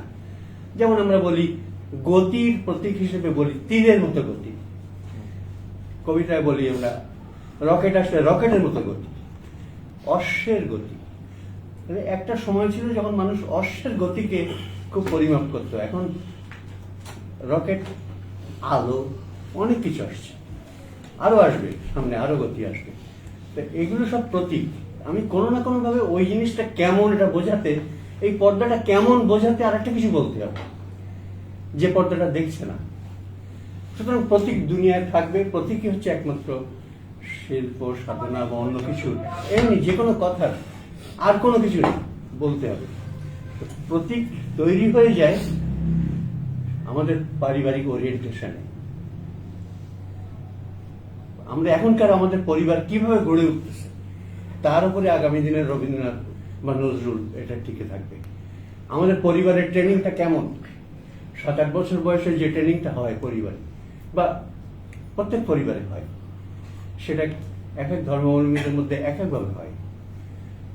ইহুদিদের মধ্যে ছোটবেলায় জন্মদিনে তাদেরকে টাকা দেওয়া হয়, আর কিছু না, এবং তার জন্য এটা অ্যাকাউন্ট করে দেওয়া হয় যে সে ওইটাই তার সংরক্ষণ করবে। কিন্তু আমাদের পরিবারে সেটা নেই। তো আমাদের পরিবারে ফুল দেখানো হয়, ফুল নিয়ে সত্যেন দত্তের কবিতা আছে, কোরআনের অনুবাদ, কিন্তু সেটা আমাদের পাঠ্যক্রমে নেই। সুতরাং আমাদের পাঠ্যক্রম হচ্ছে পরিবার রাষ্ট্রের পরিবারের ইয়ে হচ্ছে ট্রেনিং হচ্ছে পাঠ্যক্রম। তাহলে ক্লাস 5 থেকে ক্লাস 10 পর্যন্ত কি আমাদের পড়ানো হচ্ছে, তাই না ব্যাপারটা? রেজাউল করিম যে বলেছিলেন এটা কখনো আলোচনা হয় না, প্রথমে পাওয়া যায়। রেজাউল করিম কলকাতার বড় বুদ্ধিজীবী, মুসলমান বুদ্ধিজীবী, উনি এদেশে আসেননি, মানে উনি ইভাকুয়েট উনি চলে আসেননি আমাদের দেশে, যেমন আমাদের দেশ থেকে অনেক চলে গেছে। উনি ওই দেশেই ফাইট করেছেন এবং এই ধর্মের। কিন্তু আমি কথা বলতে পারি, যেহেতু আমার নাম জ্যোতি চট্টোপাধ্যায়, সেজন্য আমি অনেক কথা বলতে পারবো না, আমি জানি সব, তাই না ব্যাপারটা? কিন্তু অনেকের বলতে খুব মজা লাগবে। সাজাদ ভাই তো স্পষ্টভাবেই বললেন, সে তো ভয় পেল না। না না না, আমি এটা বলি না না না, ব্যাপারটা বলি, সেটা হচ্ছে খুব সহজ। কারণ তর্ক একটু আগে আলোচনা হচ্ছিল বালজাকের ব্যাপারে, এইটা বিরাট ব্যাপার। কারণ বালজাককে মানে কেন আমি ওইটাকে আলাদাভাবে দেখবো, আলাদাভাবে বুঝবো, আমি মার্ক্সবাদী বলে আর ওটাকে করতে পারবো না তা না, কিন্তু মার্ক্সের লেভেল তো আর আমার লেভেল না। সুতরাং আমার পারিবারিক ট্রেনিংটা এমন ভাবে তৈরি হয়েছে যে আমাকে বালজাক বুঝতে দেয় না। খুব সহজ কথা। আগামী দিনে আমাদের পরিবার কেমন ভাবে গড়ে উঠবে, আমাদের স্কুল কেমন ভাবে গড়ে উঠবে, কলেজ কেমন ভাবে গড়ে উঠবে, সেখানে কি পড়ানো হবে, সেটা খুব গুরুত্বপূর্ণ। তখন রবীন্দ্রনাথ, আর রবীন্দ্রনাথ রাষ্ট্রের সঙ্গে দেশ স্বাধীন হওয়ার পরে মাত্র ছিলেন 3.5 বছর, তারপরে রাষ্ট্রের সঙ্গে ছিলেন না। সুতরাং ক্ষমতার সঙ্গে দেশ স্বাধীনের রবীন্দ্রনাথের সম্পর্কটা নেই, মাত্র 3.5 বছর। তাও হইচই হয়নি, কারণ তখন কোনো লেখাপড়া এই ধরনের লেখাপড়া লেখাটেখা হতো না। এবং যারা দেশ স্বাধীন করেছিল, যারা পরবর্তীকালে 3.5 বছর ক্ষমতা ছিল, তারাও রবীন্দ্রনাথ কেমন ভাবে বুঝতেন। আর পরবর্তীকালে ওই সময় থেকে শুরু করে পরবর্তীকালে সাধারণ মানুষের আন্দোলনে রবীন্দ্রনাথ আর যুক্ত হতে পারেননি। কারণটা হচ্ছে রবীন্দ্রনাথের মানে হয়নি আর কি, হয়তো রবীন্দ্রনাথ পড়িনি বলে আমরা। কিন্তু আমাদের মন, পরিবেশ, দেশ, এগুলো বিষয়ে রবীন্দ্রনাথের লেখা আমরা 90% অপান্তেও না, 90% বুঝিনি। ওই রেকর্ড করছি না, আমি একটা আপনি অনেক কথা বলেছেন যেটা আগে আমি শুনি নাই, তাই কাজেই গুরুত্বপূর্ণ আলোচনা। সেই জন্য বলছি, একটা গুরুত্বপূর্ণ আলোচনা হয়েছে যে বাঙালি মুসলমানদের মধ্যে রবীন্দ্রনাথ সম্পর্কে আগ্রহ সৃষ্টি করার জন্য কাজী আব্দুল লতিফ বা অন্যরা যে পদ্ধতি নিয়েছিল, তারা কিন্তু কোনো সেকুলার পদ্ধতি নেয়। আপনার কথা থেকে আমি যেটা বুঝছি, তারা কিন্তু আবার তাকে মুসলমান বানাইয়া আগ্রহ সৃষ্টি করতে পেরেছে। কাজে এই ব্যাপারে কোনো প্রবন্ধ বা কোনো লেখা আছে কিনা যে কারা বাঙালি মুসলমানদের মধ্যে রবীন্দ্রনাথকে সামনে নিয়ে এসছে? এটা সেকুলার হইতে আসে নাই, কিন্তু আসছে তাহলে রবীন্দ্রনাথকে কিছুটা মুসলমান বানাইতে হবে, তাহলে আগ্রহ সৃষ্টি করতে হবে। কাজে আমার মনে হয় এই বিষয়ে একটা গবেষণা হওয়া দরকার। এটা আমার একটা ইন্টারেস্টিং মনে হয়েছে এই কথাটা। আমি আপনাকে উত্তর একটা কথা বলতে পারি, মানে এটার উত্তর দিতে পারবো না সরাসরি। সেটা হচ্ছে কি জানেন, এক একটা হিস্ট্রির এক একটা সময় একটা ঘটনা ঘটে যেটা নাকি আপনি এড়াতে পারেন। যেমন ধরেন আমি আগে জিনিসগুলোকে একরকম দেখতাম, কিন্তু পরে সাবঅল্টার্ন হিস্টোরিয়ানরা যেভাবে কাজ করলো তাতে আমার দৃষ্টিভঙ্গি কিছুটা চেঞ্জ হয়েছে এই সমস্ত ব্যাপারে। যেমন যখন ধরেন ঈশার আন্দোলন করছে, ফরাইজি আন্দোলন হচ্ছে বা হচ্ছে, তখন সেটা কিন্তু হচ্ছে উপনিবেশের বিরুদ্ধে। ধরেন তিতুমির যখন আন্দোলন করছে, কথার কথা, সেটা করছে অ্যাবসলিউটলি আপনার উপনিবেশের বিরুদ্ধে। কিন্তু সেই লড়াইটা সে করছে কিন্তু আসলে সে মনে করছে সেটা ধর্মযুদ্ধ করছে, সে কিন্তু লড়াইটা করছে রাজনৈতিক। এটা পরে ধরেন এই যখন নাকি গৌতম ভদ্রর আলোচনা করলেন, ইমান ও নিশান যখন লিখলেন, ওরা যখন দেখলেন, তারা দেখলেন যে ওর কাছে তো ওই উপনিবেশের বিরুদ্ধে লড়াই করার জন্য ওর যে ইডিওলজিক্যাল এটা দরকার, ওয়েপনটা দরকার, আদর্শগত যে অস্ত্রটা দরকার, সে অস্ত্রটা তার কাছে ধর্ম ছাড়ার কিছু নাই, ধর্ম ছাড়া আর কিছু ওর হাতে নাই। এটা কিন্তু সরি আপনাকে ইন্টারাপ্ট করি, আপনি যদি এটা পড়েন সাবঅল্টার্ন যে বাংলা যে পার্থ চ্যাটার্জির যেটা বেরিয়েছে, সেখানে মুসলমান আমিন আছেন একজন, না সামির আমিন না, এই মানে ওদের সাবঅল্টার্ন গ্রুপের সামির আমিন তো ধরেন বাঙালি না, বাঙালি না, ওখানে একটা লেখা আছে কি আমিন তার নাম। আচ্ছা, সেখানে দেবত্ব আরোপ করা আমাদের গান্ধীর উপর হ্যাঁ, হ্যাঁ। এই যে দেবত্ব আরোপ করছে হ্যাঁ, সেটা তো। আমি আগে কখনো পাইনি, অসাধারণ ভাবে গান্ধী আজ মহাত্মা। গান্ধী আজ মহাত্মা, হ্যাঁ। এইটা উত্তরপ্রদেশের দিকে হ্যাঁ। যে গান্ধীর নাম নিলেই তোমার রোগ সেরে যাবে। হ্যাঁ, হ্যাঁ, হ্যাঁ। মানে এখানে একজনের প্রতি এটা হয়েছে যে মৌলানা ভাসানীর উপরে কিছুটা দেবত্ব আরোপ করা মৌলানা হয়েছে। ভাসানী নিয়ে কাজ করে। কিন্তু তাকে নিয়ে দেবত্ব আরোপ করা হয়েছে, কিন্তু এটা আমাদের অনেক ধারণা নেই। প্রচুর দেবত্ব তার আলাদা। তার কাজে ওই যেটা বললেন, হ্যাঁ, সে ফলে হয় ফাইট কি? করার জন্য একটা হ্যাঁ, ধর্মীয় মানে আরো মানে ফলে আমরা আমাদের মন, যেই মনটা ধরেন মানে আমরা অনেকটা পর্যায়ে পার হয়ে আসছি, আমরা পরিচয়বাদী রাজনীতির সমস্যাগুলো বুঝি, আমরা কারণ আমরা এর মধ্যে বুঝে গেছি যে পরিচয়বাদী রাজনীতির সঙ্গে কি হয়। হ্যাঁ, আমরা এর মধ্যে ধর্মীয় রাজনীতির সমস্যাগুলো আমরা বুঝি, বা হয়তো সবটা বুঝিও না, এটাও ঠিক। আমি মনে করি আমাদের আরো বোঝা দরকার আছে এগুলা। মানে আমরা এখনো পর্যন্ত একটা বিরাট একটা ভূখণ্ড রয়ে গেছে ধর্মীয় আন্ডারস্ট্যান্ডিং এ, যেখানে নাকি আমাদের মধ্যে যারা আমরা সেকুলার বলে নিজেদের দাবি করতে চাই, তার আমরা ওই জিনিসটা বুঝি না, ওই চর্চাটা করি না।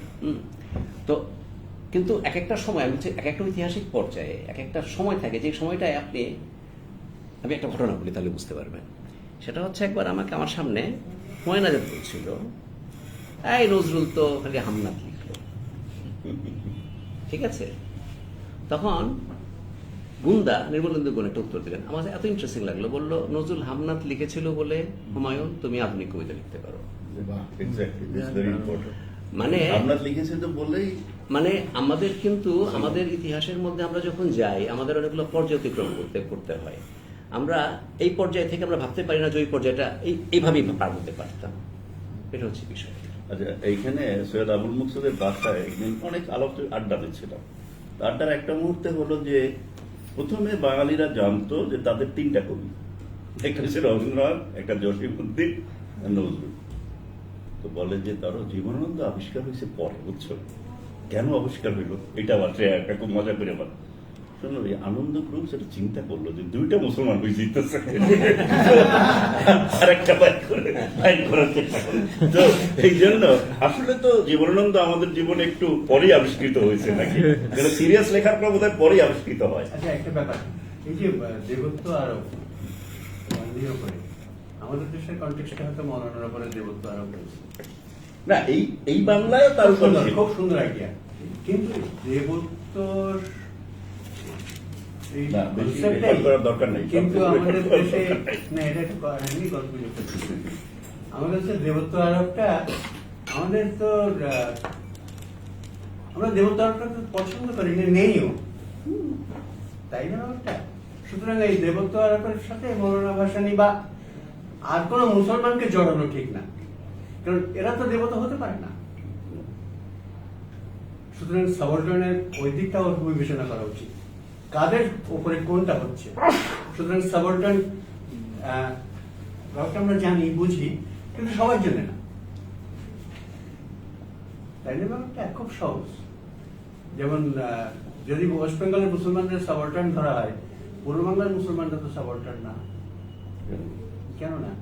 এখানে আমি কি জিয়া রহমানকে, তারেক রহমানকে কি আমি সাবঅর্ডিনেট বলবো? না, ওরা হয়তো আশরাফ হতে পারে, কিন্তু আমরা সাপোর্টার। তাহলে আমরা মূলত আমরা সাপোর্টার। আমরা এটা আমরা বরিশাল, এখন আর নেই। আলতাফ তো না, এই বরিশালের এই যে যোগেন মন্ডলের লড়াইয়ের সাথে তো মুসলমান তখন পক্ষকার ছিল, সাপোর্টার। যোগেন মন্ডলের চিঠি তো প্রমাণ করে যে যোগেন মন্ডল কেমন ছিল। সর্বশেষ চিঠিটা যোগেন মন্ডল পুরো লড়াইটাই ব্যর্থ হয়ে গেছে ওই চিঠিটা দিয়ে। মানুষ বোধহয় একটা সময় গিয়ে বলবে এটাই Right. বাঙালি মুসলমান ছিল।